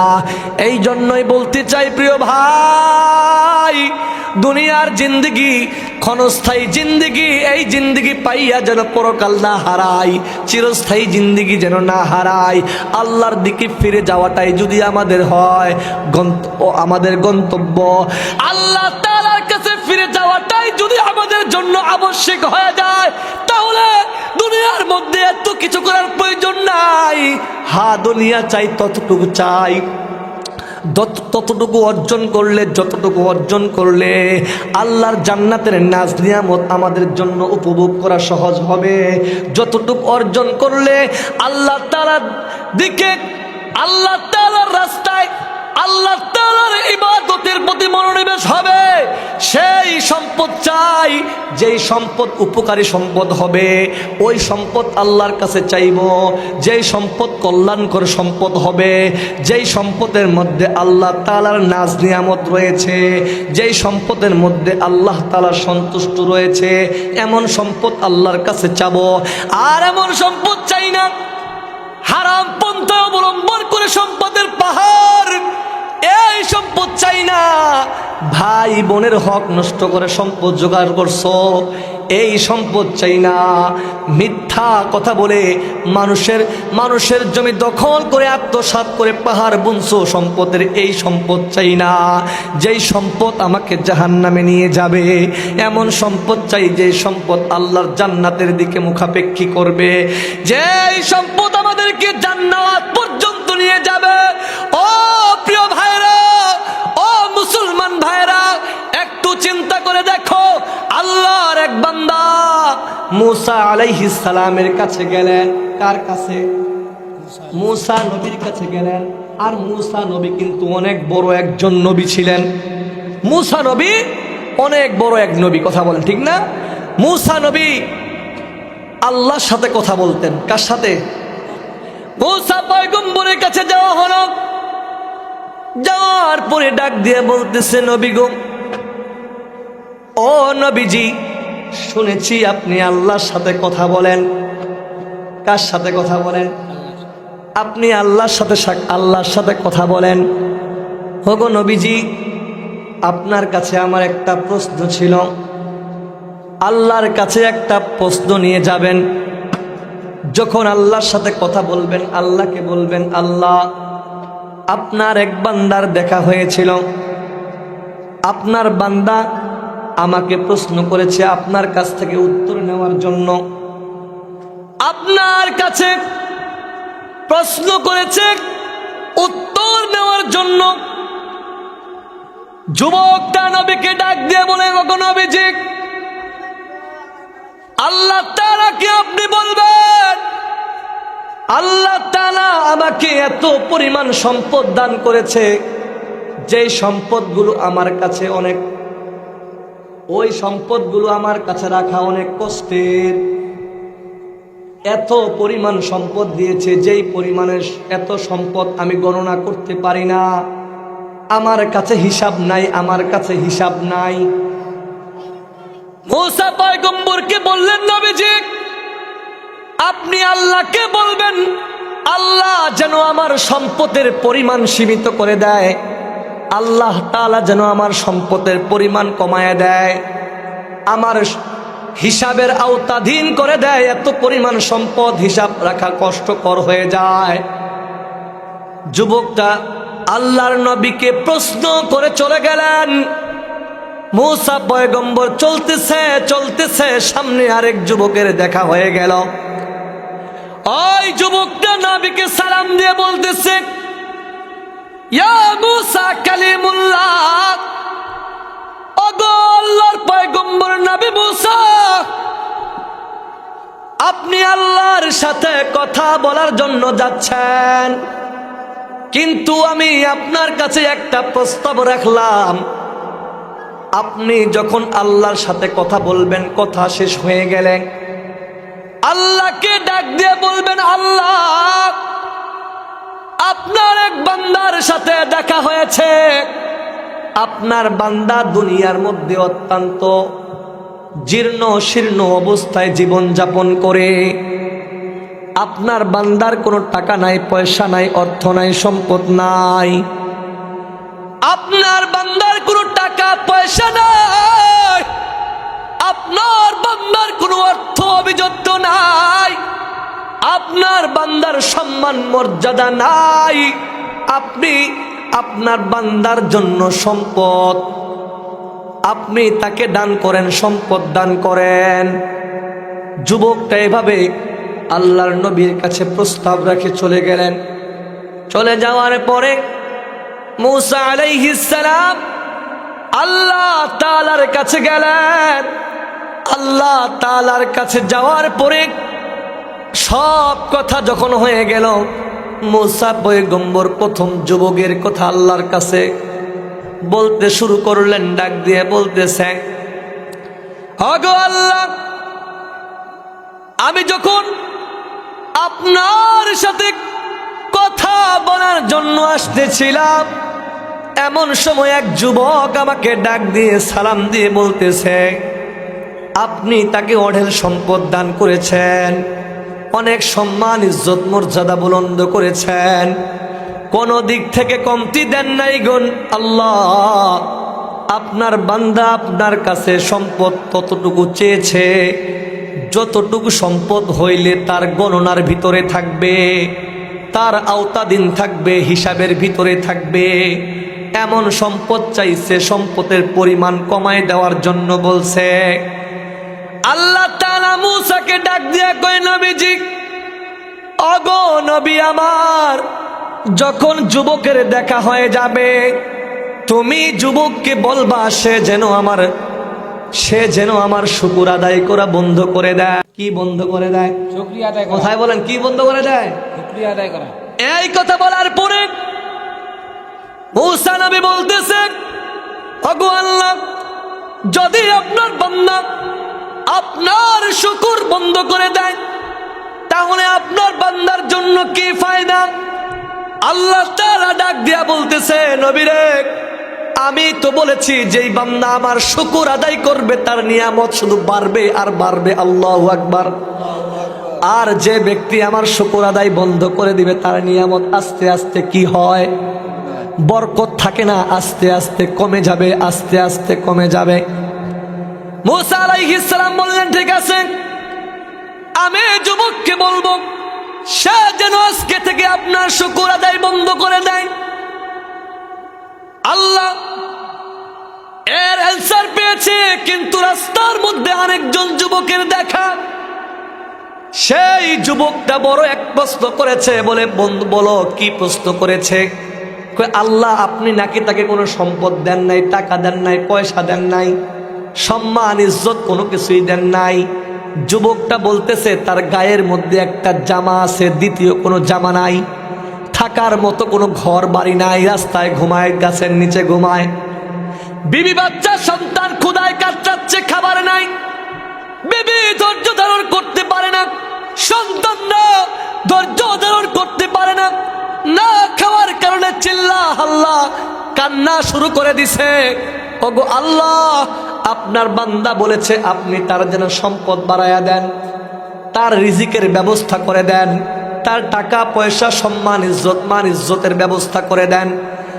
আল্লাহ তাআলা ডাক দিয়া কইতেছে, ওরে নবী মুসা, তুমি আমার বান্দাকে জানিয়ে দিবা আমার বান্দার এই প্রস্তাবকে আমি আল্লাহ তাআলা গ্রহণ করে নিলাম। আল্লাহু আকবার।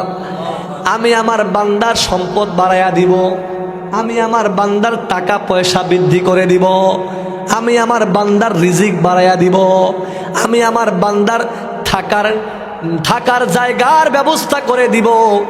বলতেছে আল্লাহ কিভাবে?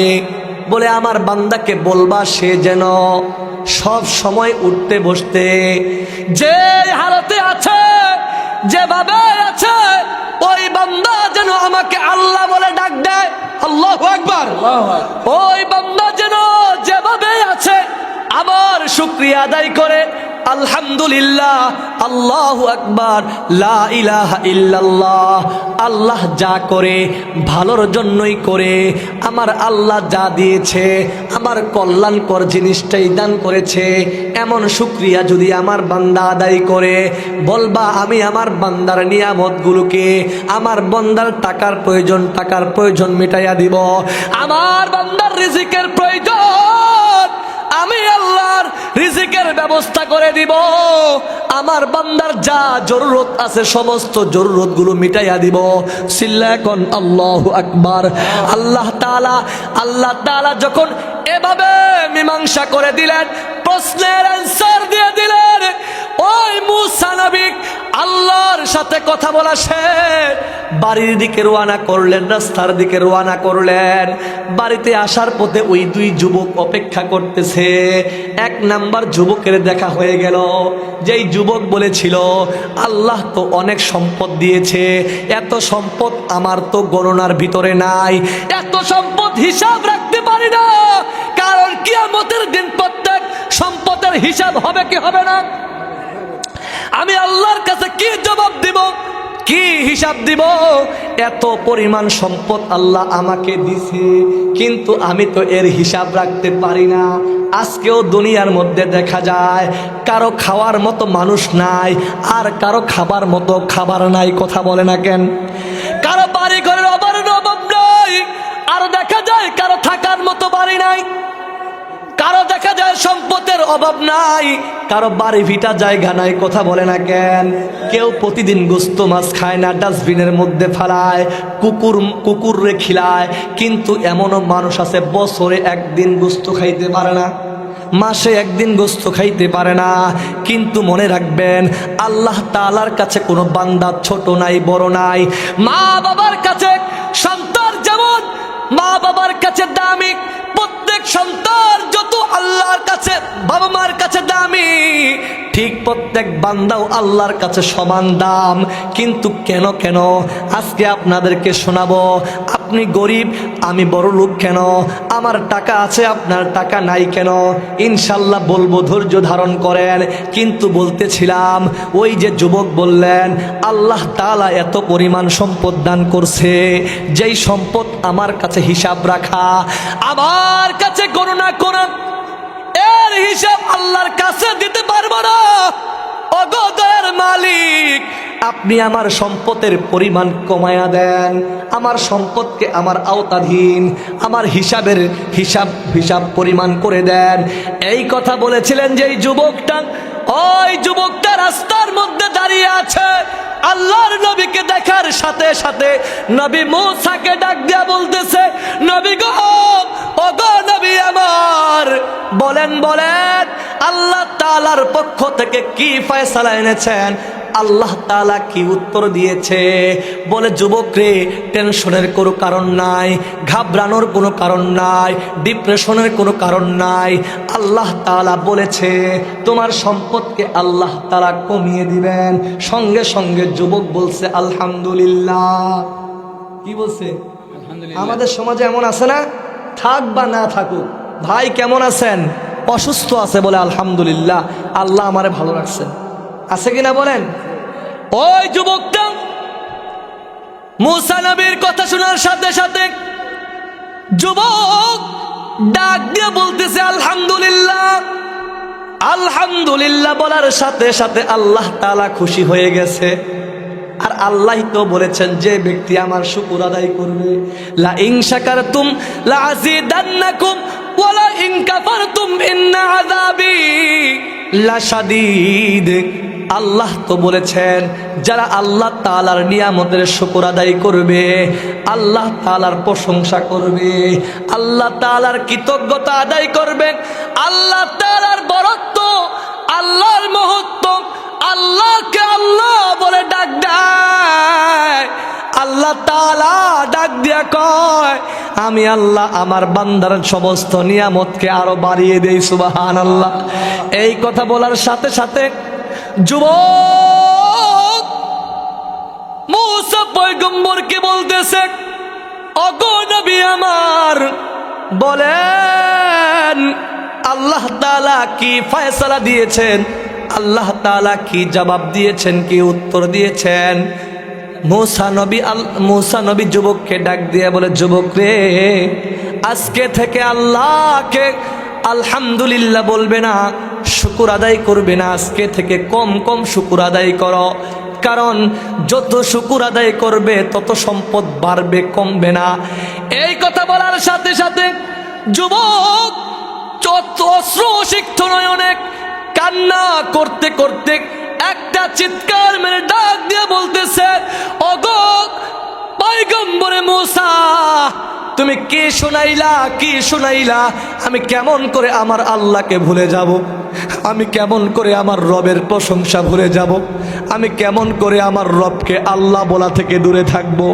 যেই সময় আমার টাকা ছিল না, যেই সময় আমার কোনো পয়সা ছিল না, যে সময় সম্পদ ছিল না, যেই সময় বিবি বাচ্চা ছিল না, যেই সময় সমাজের মধ্যে সম্মান ইজ্জত ছিল না, একবারে নিঃস্ব ছিলাম, একবারে শূন্য অবস্থায় ছিলাম, পথের ভিখারি ছিলাম, রাস্তার ফকির ছিলাম, সেই সময় তো আমার আল্লাহকে আমি ভুলি নাই। যে সময় আল্লাহকে ভোলা দরকার সেই সময় তো আল্লাহকে ভুলি নাই। এখন সম্মানের অভাব নাই, সমাজের মধ্যে সবচাইতে সম্মানিত ব্যক্তি হলাম আমি। যেই সময় টাকা ছিল না ওই সময় তো আল্লাহকে ভুলি নাই, এখন তো সমাজের মধ্যে সবচাইতে ধনী ব্যক্তি আমি। আল্লাহু আকবার। যেই সময় খাবার ছিল না, যে সময় সম্মান ইজ্জত মান সম্মান ছিল না, যেই সময় ভুখা পথিক পথচারী ছিলাম, ফকির মিসকিন ছিলাম, যেই সময় বড় অভাবের হালতে দিন কাটাইতাম, সেই সময় তো আল্লাহকে আল্লাহ বলে ডেকে আসতেছি। কোনোদিন আজ পর্যন্ত আল্লাহর নামাজ ছাড়ি নাই, কোনোদিন আজ পর্যন্ত আল্লাহর শুকর আদায় বন্ধ করি নাই। আজ কেমন করে আমার আল্লাহর প্রশংসা ভুলে যাব? ওগো নবীজি, আমার পক্ষে কখনো সম্ভব নয়। আমি আল্লাহকে ভুলতে পারবো না, আমি আল্লাহর শুকর আদায় করতে পারবো না। এই জন্যই তো বলি, আল্লাহকে যে ডাকে আল্লাহর মজা সেই জানে। কথা বলেন ঠিক কিনা? যে নামাজ পড়ে সে নামাজের মজা বুঝে। কথা বলে না কেন? যে ব্যক্তি আল্লাহর ইবাদত বন্দেগী করে সে ব্যক্তি আল্লাহর ইবাদতের মজা বুঝতে পারে। যেই মা পর্দা করে সে বুঝে পর্দার গুরুত্ব কতটুকু। যে বোন আল্লাহর ইবাদতের সাথে মশগুল থাকে সে বুঝে আল্লাহর নসরত কি জিনিস, আল্লাহর সুখ কি জিনিস, আল্লাহর নিয়ামত কি জিনিস। এইটা বোঝার জন্য আল্লাহর সাথে সম্পৃক্ত হতে হবে। উলামায়ে কেরামরা উদাহরণ দেয়। কেমন উদাহরণ? একটা জগের মধ্যে যখন পানি আছে, এক জগ পানি নিছেন, বলেন একটা জগের মধ্যে এক জগ পানি নেওয়া হলো। কয় জগ? এক জগ। একটা জগের মধ্যে এক জগ পানি নেবেন, এক জগ পানির মধ্যে 1 কেজি চিনি ছেড়ে দিবেন। চিনি ছেড়ে দেওয়ার পরে এই পানিটাকে নাড়তে শুরু করবেন, নাড়তে শুরু করবেন, নাড়তে শুরু করবেন। দেখবেন এক সময় চিনির সাথে পানিটা মিশ্রিত হয়ে যায়। কথা বলে না? এই মিশ্রিত পানিটা দূর থেকে মানুষ যখন দেখবে অনুভব করতে পারবে না, বান্দা চিন্তাও করতে পারবে না এই পানির স্বাদ কেমন। যে ব্যক্তি খাবে সে বুঝবে এর স্বাদ কেমন, ঠিক। যে ব্যক্তি খায় নাই সে বুঝবে সাদা পানি, আর যে ব্যক্তি খাবে সে বুঝবে এর ভিতরে কিছু না কিছু আছে। এই জন্যই বলতে চাই প্রিয় ভাইরা, ও পর্দার অন্তরালের মা বোনেরা, যার সম্পর্ক আল্লাহর সাথে হয়েছে, যার সম্পর্ক উলামায়ে কেরামের সাথে হয়েছে, যার সম্পর্ক হক্কানি রব্বানি আহলে হক উলামায়ে কেরামের সাথে, পীর মাশায়েখদের সাথে হয়েছে, তারাই বুঝে এর মর্তবা কতটুকু, তারাই বুঝে এর মজা কতটুকু।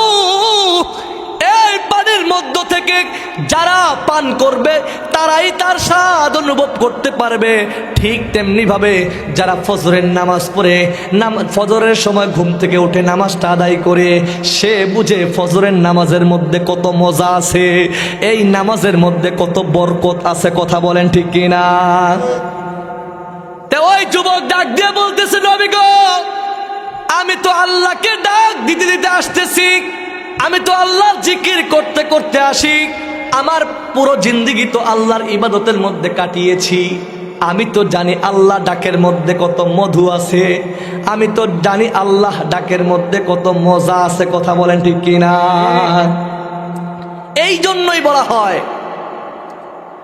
এই জন্যই বলা হয় যে যাকে চিনে সে তাকে কিনে। কথা বলে না কেন? যে যাকে বুঝে সে তাকে মানে। কথা বলেন ঠিক কিনা? যদি চিনতে না পারো কখনো মানতে পারবে না। এ যুবক, এ পর্দার অন্তরালের মা, ও বৃদ্ধ বাবা, আপনাদের কাছে বলতে চাই ওই যুবকটা আল্লাহকে চিনতে পারার কারণে এক মুহূর্ত কেন, এক সেকেন্ড পর্যন্ত আল্লাহর জিকির থেকে থাকতে পারবে না। আর মুসা ডাক দিয়ে বলতেছে, এ যুবক ভাই, আল্লাহ তাআলা বলেছেন যত আল্লাহর শুকর আদায় করবে তত সম্পদ বাড়বে। তখন যুবকটা ডাক দিয়ে বলতেছে, নবী গো, আমার সম্পদ কমানোর কোনো দরকার নাই, যেই সম্পদ কমাইলে আমার আল্লাহকে ভুলে যাব, আমি সেই সম্পদ কমাইতে চাই না। সম্পদ কত হবে হোক, কিন্তু এক মুহূর্তের জন্যেও আমি আমার রবকে ভুলতে পারবো না। কোন আল্লাহু আকবার। মুসা নবী এখন চলে যাচ্ছে, রাস্তার মধ্যে দ্বিতীয় যুবক, যেই যুবক বলেছিল, ওগো নবীজি, আমার কোনো খাবার নাই, বাড়ির মধ্যে কোনো থাকার মতো জায়গা নাই, খাবার ব্যবস্থা নাই, গায়ের মধ্যে যেই পোশাকটা আছে দ্বিতীয় কোনো পোশাক নাই।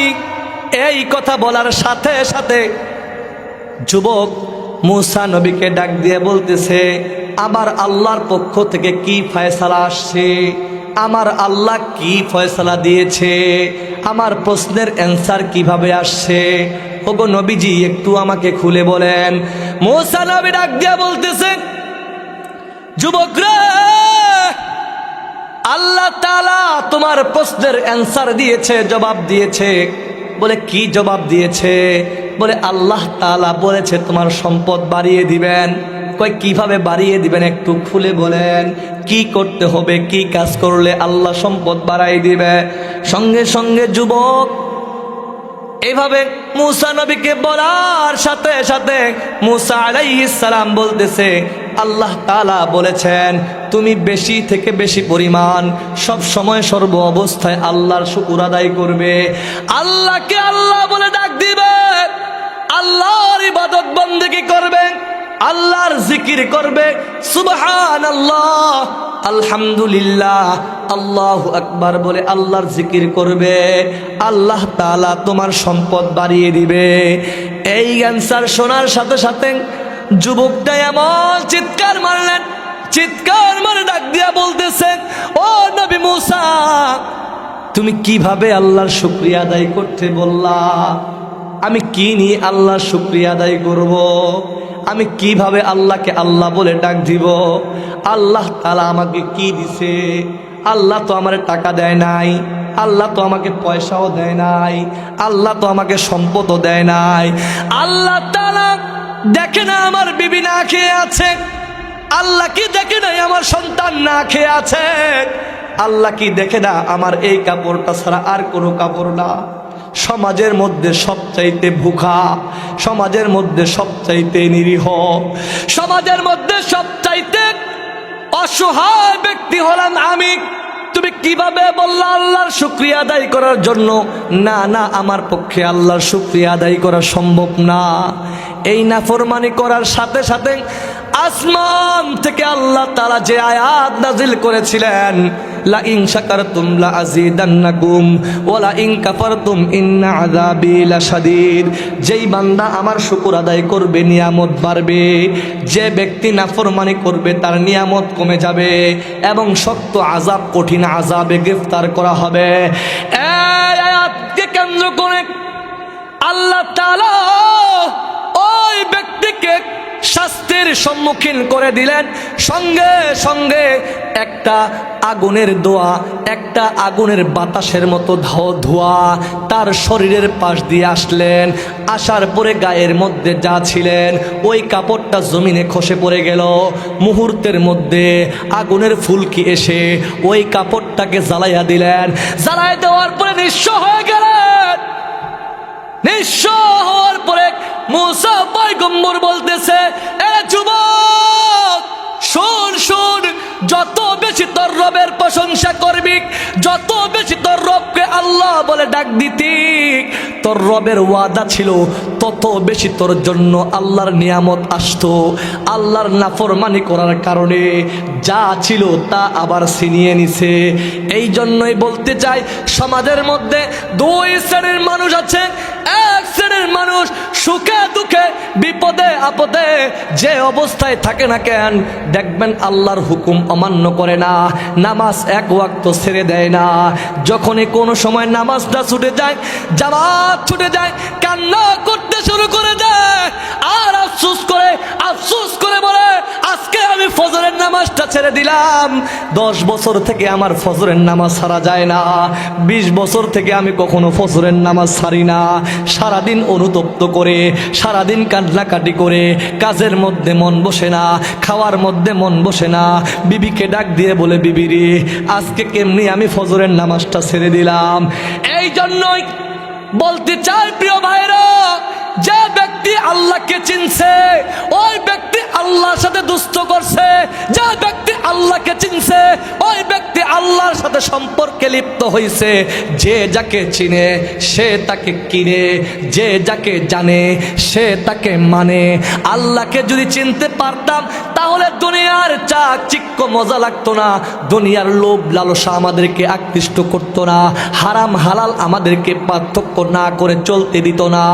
আল্লাহ তাআলা ডাক দিয়া বলতেছে, ও দুনিয়ার মানুষ রে, ও দুনিয়ার মানুষ শুনে নাও, তোমরা যখন আমার ইবাদতের মধ্যে শামিল হয়ে যাও, আমার ইবাদতের মধ্যে তোমরা যখন লিপ্ত হয়ে যাও, আমি আমার ফেরেশতাদেরকে গর্ব করে ডাক দেই। কাদেরকে? ফেরেশতাদেরকে আল্লাহ তাআলা ডাক দেয়, ও ফেরেশতার দল তোমরা কোথায়? ফেরেশতারা সঙ্গে সঙ্গে বলে, আল্লাহ আপনি কেন ডাকেন? বলে, দেখো দেখো দুনিয়ার মধ্যে ও আমার পাগল বান্দারা, দেখো না গভীর রাত্র পর্যন্ত বয়ান শুনতেছে, আমার কোরআনের কথা শুনতেছে, জাহান্নামের কথা শুনতেছে, নিজের গুনার দিকে অনুতপ্ত হয়েছে। দেখো তো আমার বান্দারা কোনোদিন কি আমাকে দেখছে? ফেরেশতারা ডাক দিয়া কয়, ও আল্লাহ, না না, আপনার বান্দা আপনাকে কোনোদিন দেখে নাই। কয়, দেখছো তারপরও আমার ইবাদত করে? কয়, আল্লাহ আবার ডাক দিয়ে বলে, ও ফেরেশতারা আমার বান্দা কি আমার জান্নাত দেখছে নাকি? কয়, না না, আপনার জান্নাত দেখে নাই। কয়, তারপরও আমার বান্দা জান্নাতের আশা করে। দেখো আমার বান্দা জাহান্নাম দেখছে। কয়, না না, আপনার বান্দা জাহান্নাম কোনোদিন দেখে নাই, বলে দেখো তারপরে জাহান্নাম থেকে বাঁচার জন্য কান্নাকাটি করতেছে। ও ফেরেশতারা শুনে রাখো, আমার বান্দা যখন আমাকে না দেখা আমার নামাজের মধ্যে দাঁড়ায় গেছে, আমার কুদরতি পায়ের মধ্যে নাক কপাল দেয়া সেজদা করছে, শুনে রাখো আমি আমার বান্দার অভিভাবক হয়ে গেলাম, আমি আমার বান্দার জিব্বা নিয়ে নিলাম, আমি আমার বান্দার জন্য জান্নাতের রাস্তা সহজ করে দিলাম। শুধু জান্নাতের রাস্তা সহজ করি নাই, ও ফেরেশতারা শুনে নাও, আমি আমার বান্দাকে বড় বড় 5টা পুরস্কার দান করব। কয়টা পুরস্কার? জোরে বলেন কয়টা? 5টা পুরস্কারের মধ্যে 1 নাম্বার পুরস্কার শুনেন। আল্লাহ তাআলা বলেন, ও ফেরেশতারা আমার বান্দা দুনিয়ার মধ্যে চুরি করে কেন? আল্লাহ টাকার জন্য চুরি করে। কথা বলে না কেন? বান্দা চুরি করে কেন? তারপরে ডাক দিয়া বলতেছে, ফেরেশতারা রে, আমার বান্দা দুনিয়ার মধ্যে মিথ্যা কথা কেন বলে? অর্থ উপার্জনের জন্য। মানুষের আড়ি ঠেলে কেন? সম্পদের জন্য। ভাই ভাইয়ের সম্পদ কেড়ে নেয় কেন? কয় সম্পদের জন্য। সব কিছু কিসের জন্য করে? মামলা হামলা করে কেন? সম্পদের জন্য, টাকা পয়সার জন্য, অর্থের জন্য। কয় আমি আমার বান্দা যখন তার নাক এবং কপালের মাধ্যমে আবার কুদরতি কদমের মধ্যে সিজদায় পড়ে যাবে, আমি আমার বান্দাকে 5টা পুরস্কার দিব। 1 নম্বর বড় পুরস্কার হলো আমি আমার বান্দার রিজিকের পেরেশানি দূর করব। আল্লাহু আকবার। আমি আমার বান্দাকে উত্তম রিজিক দান করব। আমি আমার বান্দাকে এমন সম্পদ দান করব যেই সম্পদের মাধ্যমে সন্তান মানুষের মতো মানুষ হবে, বিবি খাবে, ইবাদত বন্দেগী করবে, আল্লাহর শুকর আদায় করবে।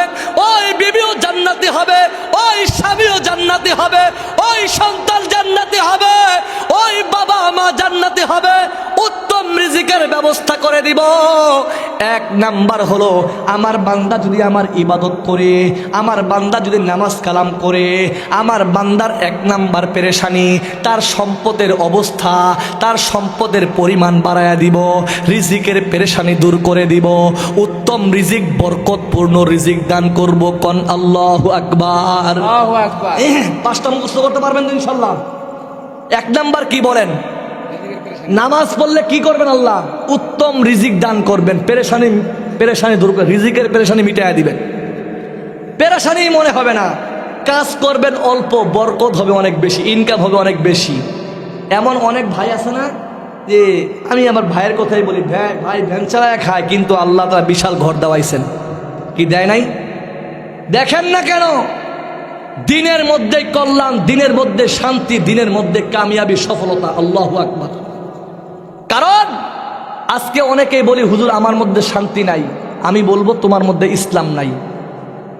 যার মধ্যে ইসলাম থাকবে, ইসলামের অনুসরণ অনুকরণ, ইসলামের হুকুম আকাম থাকবে, তার মধ্যে অশান্তি আসতে পারে না। ইসলামের কাজ শান্তিতে রাখা। ইসলামের কাজ কি? দেখবেন একটা মানুষ যদি ইসলামের প্রত্যেকটা দিক অনুসরণ অনুকরণ করে চলে, জীবনে কোনোদিন মিথ্যা না বলে, ইসলামের হুকুম না মিথ্যা না বলা, কোনোদিন চুরি করে না, কোনোদিন মিথ্যা, গীবত, শিকায়েত, মন্দ, পরনিন্দা, পরচর্চায় লিপ্ত হয় না, বলেন তো ওই ব্যক্তির সম্মান বেশি না কম?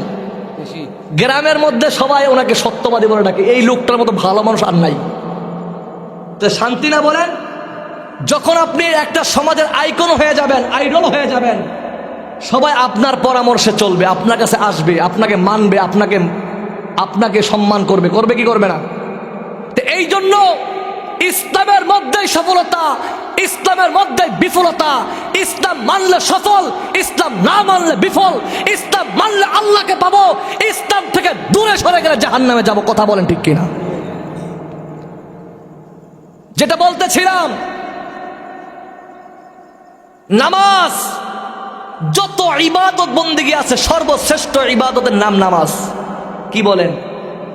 যদি কোনো ব্যক্তি নামাজ পড়ে, তার 5টা পুরস্কারের মধ্যে 1 নম্বর পুরস্কার নাম বলেন?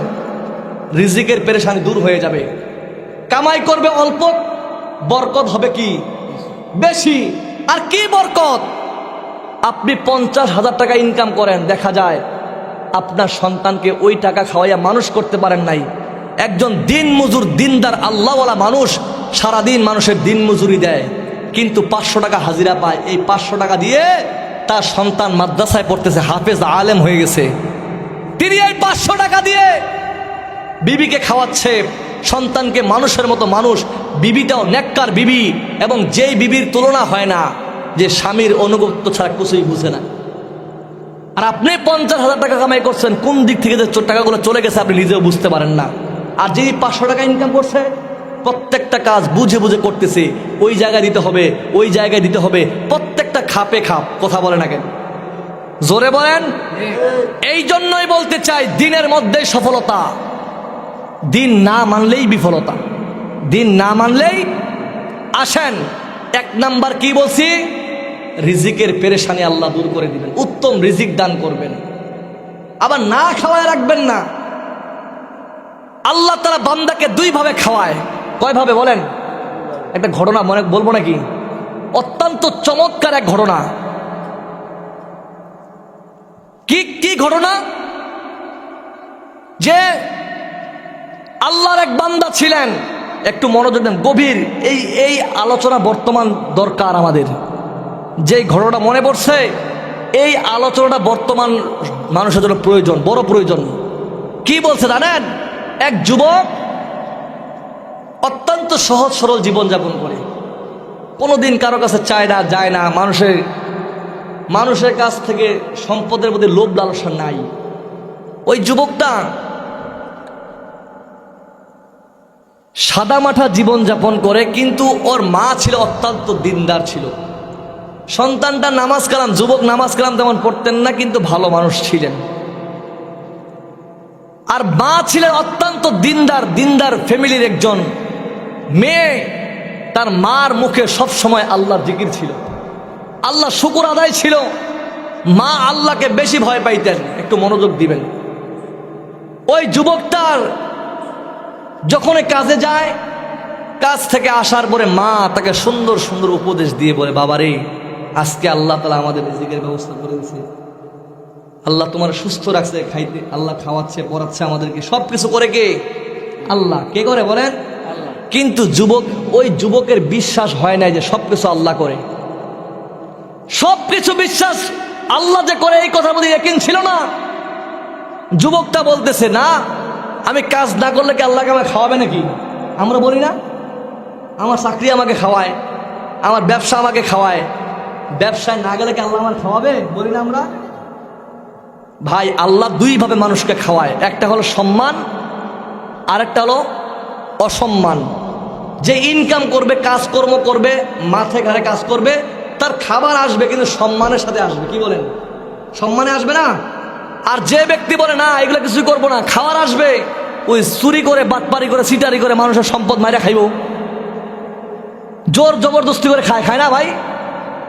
ওই খাবারটা কি সম্মানের নাই বেজ্জতের? বলেন। কত কথা বলে, খাচ্ছে টাকা, কিন্তু ভাই টাকা দেন, আমার টাকা আপনার কাছে, ভাই বাটপারি করে নিয়ে আসছেন, চিটারি করে নিয়ে আসছেন, টাকা আমার, বলে কি বলে না? বুঝতে হবে ভাই। তো ওই যুবকটা এই কথা মানতে রাজি ছিল না। কি মানে নাই? যে আল্লাহ তাআলা আমাকে কাজ না করলে খাওয়াইতো না, আল্লাহ আমাকে খাওয়ায় না, আমি নিজে কাজ করে খাই। আজকে রাগ করছে, আমি ভাত খাবো না। কিভাবে তোমার আল্লাহ পারে দেখি আমাকে খাওয়ায় কিনা। তার মাকে বলতেছে, মা বারবার বুঝায়, বাবারে, এই নাফরমানের কথা বলিও না। 1 বার 2 বার 3 বার বলার পরে পিছনে পিছনে মা ওই যুবকের পিছু নিলেন। মা তার পিছনে পিছনে যাচ্ছে, পিছন দিয়ে ডাক দিয়ে বলে, বাবারে, এই নাফরমানের কথা আর কখনো বলবি না। আল্লাহ যদি নারাজ হয়ে যায় তাহলে সব কিছু শেষ হয়ে যাবে। এই কথা বলার পরে যুবকটা মায়ের কথা বিরক্ত হয়ে দেখলেন মা পিছনে পিছনে যাওয়ার কারণে যুবকটা দেখলেন মা তো নাছরবান্দা, সন্তানের পিছু ছাড়তেছে না। ওই যুবকটা জঙ্গলের দিকে চলে গেলেন, এখন যেন না আসতে পারে মা। এক পর্যায়ে মা তার পিছু নিলেন, পিছু নিয়ে দেখলেন যুবকটা কোনো কথা শোনে না, আর একই প্রশ্নের একই বারবার জবাব চাচ্ছে, দেখি তোমার আল্লাহ কিভাবে আমাকে খাওয়ায়। এই কথা বলার পরে যুবক যখন না খাওয়ার সিদ্ধান্ত নিয়ে নিলেন, মা তাকে ডাকতে ডাকতে বিরক্ত হয়ে গেলেন। বিরক্ত হয়ে যুবকের সামনে গিয়ে হাত ধরে বলতেছেন, বাবা ভাতগুলো খেয়ে নাও। কয় না মা, আমি খাবো না। এক পর্যায়ে ছেলেটা গাছের মধ্যে চলে গেলেন যেন মা ধরতে না পারে। গাছের মধ্যে চলে গেলেন, গাছের মধ্যে চললেন। মা সন্ধ্যা হওয়ার কারণে ভাতগুলো গাছের নিচে রেখে দিলেন, আর সন্তানকে বারবার ডেকে ডেকে বলে, বাবারে রাগ থেমে গেলে খাবারগুলো খেয়ে নিও, আর আল্লাহর সাথে নাফরমানি করিও না। আল্লাহ যদি নারাজ হয় দুনিয়াও যাবে, পরকালও চলে যাবে। এই কথা বলার পরে মা বাড়িতে চলে গেলেন। সন্ধ্যা হয়ে গেল। যুবক তো নাসুর বান্দা, আল্লাহর সাথে কি করেছে পাল্লা দিয়েছে। আল্লাহ নাকি কিভাবে খাওয়াবে দেখবে। যুবক তো খাবার খায় না।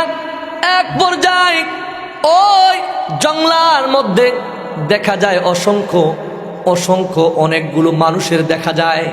এক জায়গার মধ্যে তারা বসে আছে, বসে বসে টাকা হিসাব করতেছে। ওই লোকগুলা লক্ষ্য করে দেখলেন জঙ্গলার মধ্যে কি যেন খাবারের ঘ্রাণ আসতেছে। খাবারের ঘ্রাণ, এই জঙ্গলের মধ্যে খাবার কোথা থেকে আসবে? একজন বলতেছে, আমি দেখি, খুঁজে খুঁজে দেখি কোনো কিছু আছে নাকি। একজন লোক গেলেন, খুঁজে খুঁজে দেখলেন একটা গাছের নিচে দেখা যায় একটা প্লেটের মধ্যে অনেকগুলো খাবার দেখা যায়। খাবারগুলো অত্যন্ত দামি দামি খাবার, গরুর গোস্ত, মুরগির গোস্ত, পোলাও, বিরিয়ানি এবং সুস্বাদু খাবার দেখা যায়।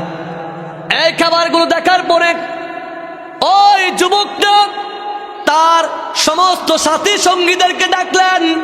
ডাক দিয়া বলতেছে, দেখেন এই গভীর জঙ্গলের মধ্যে অনেকগুলো খাবার পাওয়া গেছে, যে খাবারগুলো দামি দামি খাবার। তখন বলতেছে, নিশ্চয়ই এর মধ্যে ষড়যন্ত্র আছে, কারণ এই জঙ্গলের মধ্যে ভাত আসবে কোনখান থেকে? হয়তোবা কেউ কোনো চালাকি করছে, গোপন শত্রুতামি করছে, হয়তোবা আমাদেরকে পরাজিত করার জন্য মেডিসিন মিশানো আছে। আর ওই দলটা ছিলেন একটা ডাকাতের দল। ডাকাতের দল ওই পার্শ্ববর্তী গ্রাম থেকে ডাকাতি করে জঙ্গলার মধ্যে এসে সবাই ভাগাভাগি করে যখন সম্পদগুলো নিবে, বসার পরে তারা খাবারের ঘ্রাণ পাইছে।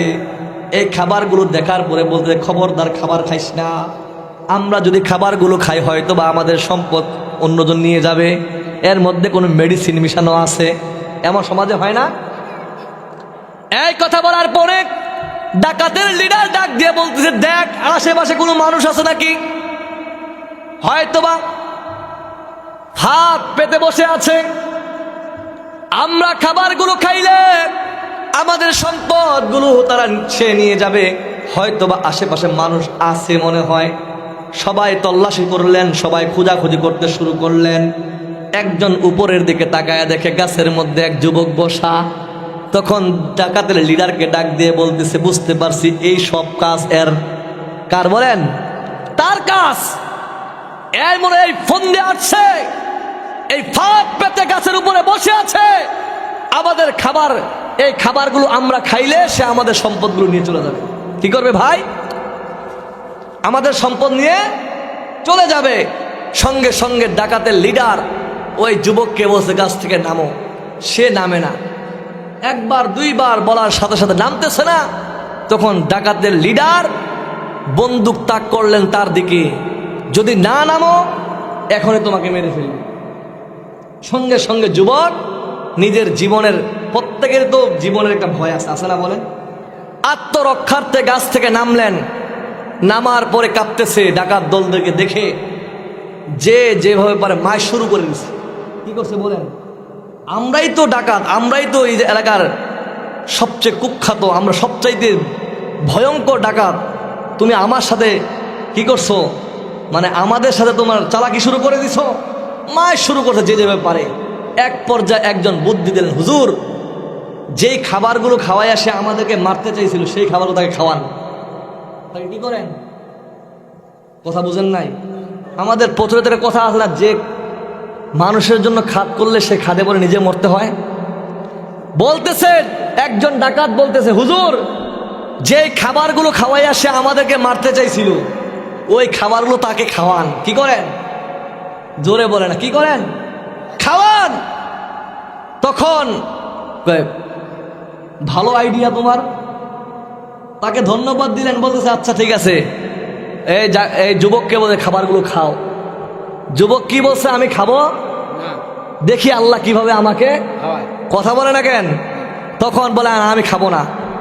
যখন বলছে খাবে না, এক চর মারা গালের মধ্যে। আবার খাইতে বলছে খায় না, জুতা খুলছে, জুতা খুলে মায়ের। খাবে না, যে যেভাবে পারে ইচ্ছা মতো মায়ের। এক পর্যায়ে যদি খাবিয়ে না তুই, তখন বলছে তাকে শেষ করে দিবাম। কারণ আমাদের সাথে বাটপারি, আমাদের সাথে এত বড় চিটার, চিট করতেছে। এখন নিয়োগ করছে একবারে মারাই ফেলবে। শেষ কথা, খাবার খাবা নাকি মরবা? বলতেছে আমি খাবার খাইতেছি, আমার খাবার। কথা বলে না, কি করতেছে বলেন? তখন খাবারগুলো খাইলো, ইচ্ছা মতো খাইলো। মায়ের তো খাইছে আগে অনেক। খাবারগুলো খাওয়ার পরে দেখে তো যুবকের কিছুই হয় নাই। তখন ডাকাতের দল বলতেছে, আমরা যেই মনে করে তোমাকে খাবারগুলো খাওয়াইলাম, এর মধ্যে কিছুই তো নাই, মেডিসিন তো নাই। তখন যুবক তার সমস্ত ঘটনা খুলে বললেন। কি বললেন? বলে, আমার মা বাড়িতে সব সময় বলতো আল্লাহ খাওয়ায়, সব কিছুর মালিক আমার আল্লাহ, কিন্তু এই কথার প্রতি আমার ইয়াকিন ছিল না। আমি বারবার মাকে বলতাম, আমি যদি কাজ না করি আল্লাহ কিভাবে আমাকে খাওয়াবে, আমি যদি না খাই কিভাবে আল্লাহ আমাকে খাওয়াবে। এই বিশ্বাস ছিল। মা বলতো, বাবারে খবরদার এমন নাফরমানি কথা বলবি না, এমন নাফরমানি কথা বললে আল্লাহ সহ্য করবে না। আমি এই কথা কোনোদিন বিশ্বাস করি নাই আল্লাহ মানুষকে খাওয়াইতে পারে। আমি মনে করতাম আমার খাবার তো আমি খাই, আমি তো কষ্ট করে খাই। এই কথা বলার পরে তারপরে কি হলো? বলে, আমার মা বারবার যখন আমাকে খাবারের কথা বলল, আমি মার কথায় তিক্ত হয়ে বাড়ি থেকে বের হয়ে গেলাম। বাড়ি থেকে বের হয়ে জঙ্গলার মধ্যে অবস্থান করলাম। কারণ মা তো একজন মহিলা মানুষ, নারী মানুষ, এই জঙ্গলার মধ্যে আসবে না। আমার মা কিন্তু তারপরও আমার পিছনে পিছনে আসছে। আসার পরে খাবারগুলো দিলেন, তারপরও আমি আল্লাহর প্রতি ইয়াকিন করি নাই।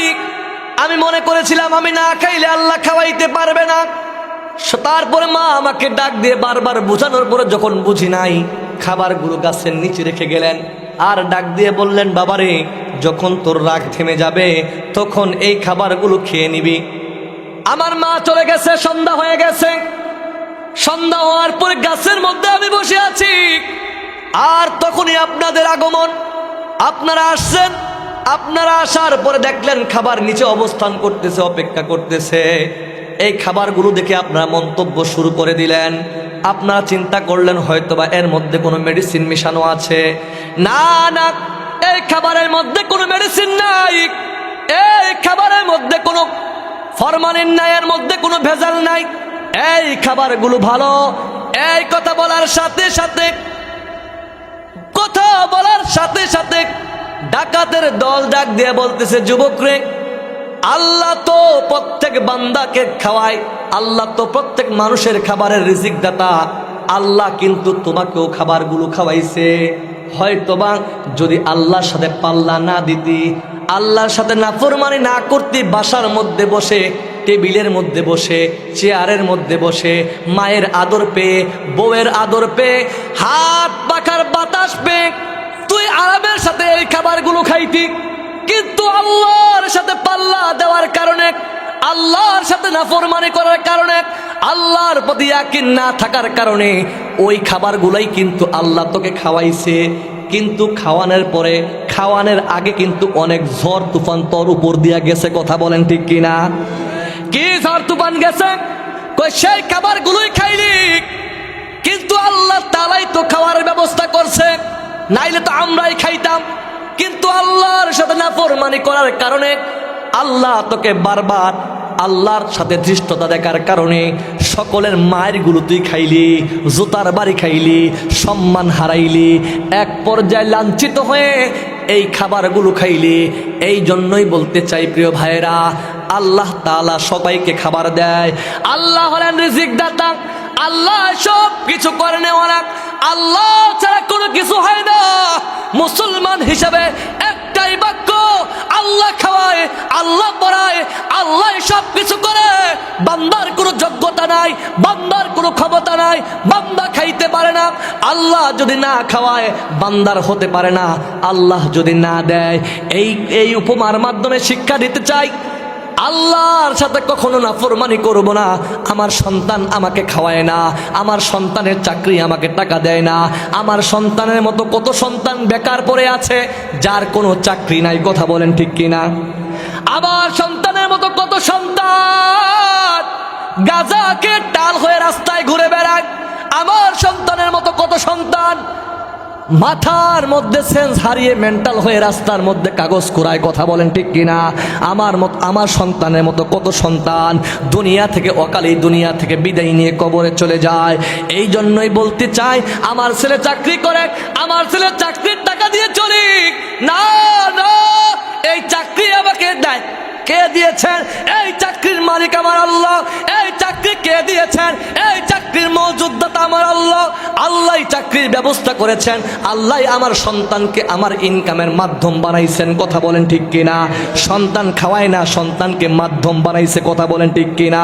আল্লাহ তাআলা বান্দার চাওয়াগুলি কবুল করে, চাওয়াগুলি কবুল করে, কিন্তু বান্দার চাওয়া কিভাবে কবুল হয় বান্দা বুঝতে পারে না, বান্দা জানতেও পারে না। বান্দাকে আল্লাহ তাআলা কিভাবে তাকে চাওয়া পাওয়া পূরণ করে বুঝতেও পারে না। এক বান্দা আল্লাহর কাছে চায়, ওগো আল্লাহ আপনি আমার টাকার ব্যবস্থা করেন, আল্লাহ আমার খাবারের ব্যবস্থা করেন, খাবারের ব্যবস্থা করেন, খাবারের ব্যবস্থা করেন। আল্লাহর কাছে সব সময় চায়, কিন্তু দেখা যায় আল্লাহ তাআলা তার সেই খাবারের ব্যবস্থা করে নাই, তার চাইতে উত্তম ব্যবস্থা করছে। সুবহানাল্লাহ। কিভাবে বুঝেন? আমাদের অনেকে আছে না, আল্লাহ আপনি আমাকে সুস্থ করে দেন, আমি অসুস্থ, বলে না, কিন্তু দেখা যায় আল্লাহকে সুস্থ করে নাই, তার চাইতে উত্তম জিনিস দান করে। আপনি আল্লাহকে টাকা চাইছেন, পয়সা চাইছেন, তা দেয় নাই, এর সে উত্তম ব্যবস্থা করে দিছে। তো ঠিক এমন একটা উপমা যে এক বান্দা আল্লাহর কাছে খাবার চাইছে, আল্লাহ খাবার নাই। অনেক আগে তো অনেক গরিব ছিল মানুষ, কি বলে ঠিক না? টাকা পয়সা খাবার দাবার তেমন ছিল না, তখন বলে আল্লাহ আপনি আমার খাবারের ব্যবস্থা করে দেন। কিন্তু আল্লাহ তাআলা তার দোয়া কবুল করছেন, কিন্তু খাবার দেয় নাই। কি দেয় নাই? এর চেয়ে উত্তম জিনিস দিছে যা বান্দা বুঝতে পারে নাই। কি উত্তম জিনিস দিছে? ওই আল্লাহর বান্দা যিনি খাবার চাইছে। আপনারা কি বিরক্ত হচ্ছেন নাকি? একটু শুনেন মনোযোগ দিয়ে। এই আয়োজন করার পিছনে অনেক কষ্ট থাকে, বুঝছেন? একজন মানুষ যারা আয়োজন করে অনেক কষ্ট করে না, বলেন? অনেক কষ্ট করে, অনেক দিন থেকে নিয়ত করছে এটা করবো আমি, কত আশা নিয়ে করে, ঠিক না? তা আমরা একটু শুনতে পারবো না? শুনলেই তো সোয়াব, শুনলেই তো সোয়াব। উদাহরণটা শুনেন, যে আল্লাহর কাছে যা চায় হয়তোবা আল্লাহ তা না দিয়ে উত্তম জিনিসটা দেন। উত্তম জিনিসটা, একজন ব্যক্তি আল্লাহর কাছে কি চাইছে বলেন? খাবার। আল্লাহ আপনি একবেলার খাবারের ব্যবস্থা করে দেন আমাকে, যেন আমার ছেলে মেয়েদেরকে নিয়ে বসে খাইতে পারি। তখন আল্লাহ তাআলা বান্দাকে শুধু খাবারের ব্যবস্থা করে নাই, তার চাইতে উত্তম বস্তু দান করছেন। কিভাবে? ওই আল্লাহর বান্দা রাস্তায় হাঁটতেছে আর জিকির করতেছে, জিকির করতেছে, হাঁটতেছে আর জিকির করতেছে। এক ধনী লোকের সাথে দেখা হয়ে গেল। লোকটা ডাক দিয়ে বলতেছে, এত দিনদার মানুষ, এত আল্লাহওয়ালা মানুষ জিকির করতেছে, নাই এমন আছে না বলেন? তখন তিনি বললেন, ডাক দিয়ে বলতেছে, বাবা আপনি কি করেন? আপনার নাম কি? বাড়ি কোথায়? কি কাজ করেন? তখন বলতেছে যে আমার নাম অমুক, আমি ওই কাজ করি, কিন্তু আমি অনেক অসহায়, আমার থাকারও ভিটা নাই, আমার জায়গা জমিন কোনো কিছু নাই, খাবারের ব্যবস্থা নাই। ঠিক ওই সময় কি করলেন? বলে আমার বাড়ির মধ্যে কিছু খাবারের প্রয়োজন, বাড়িতে খাবারও নাই। তখন ওই ভদ্রলোক, ধনী লোকটা একটা কাগজ আনতে বললেন। কাগজ কি আনতে বলছে বলেন? একটা খাতা আনা হলো, আর কলম দিয়ে ওই ধনী ব্যক্তিটা খাতার মধ্যে লিখতেছে চাউল ডাউল যা কিছু লাগে, যত কিছু একটা পরিবারের খরচ লাগে তা লেখলেন। লেখার পরে ওই ধনী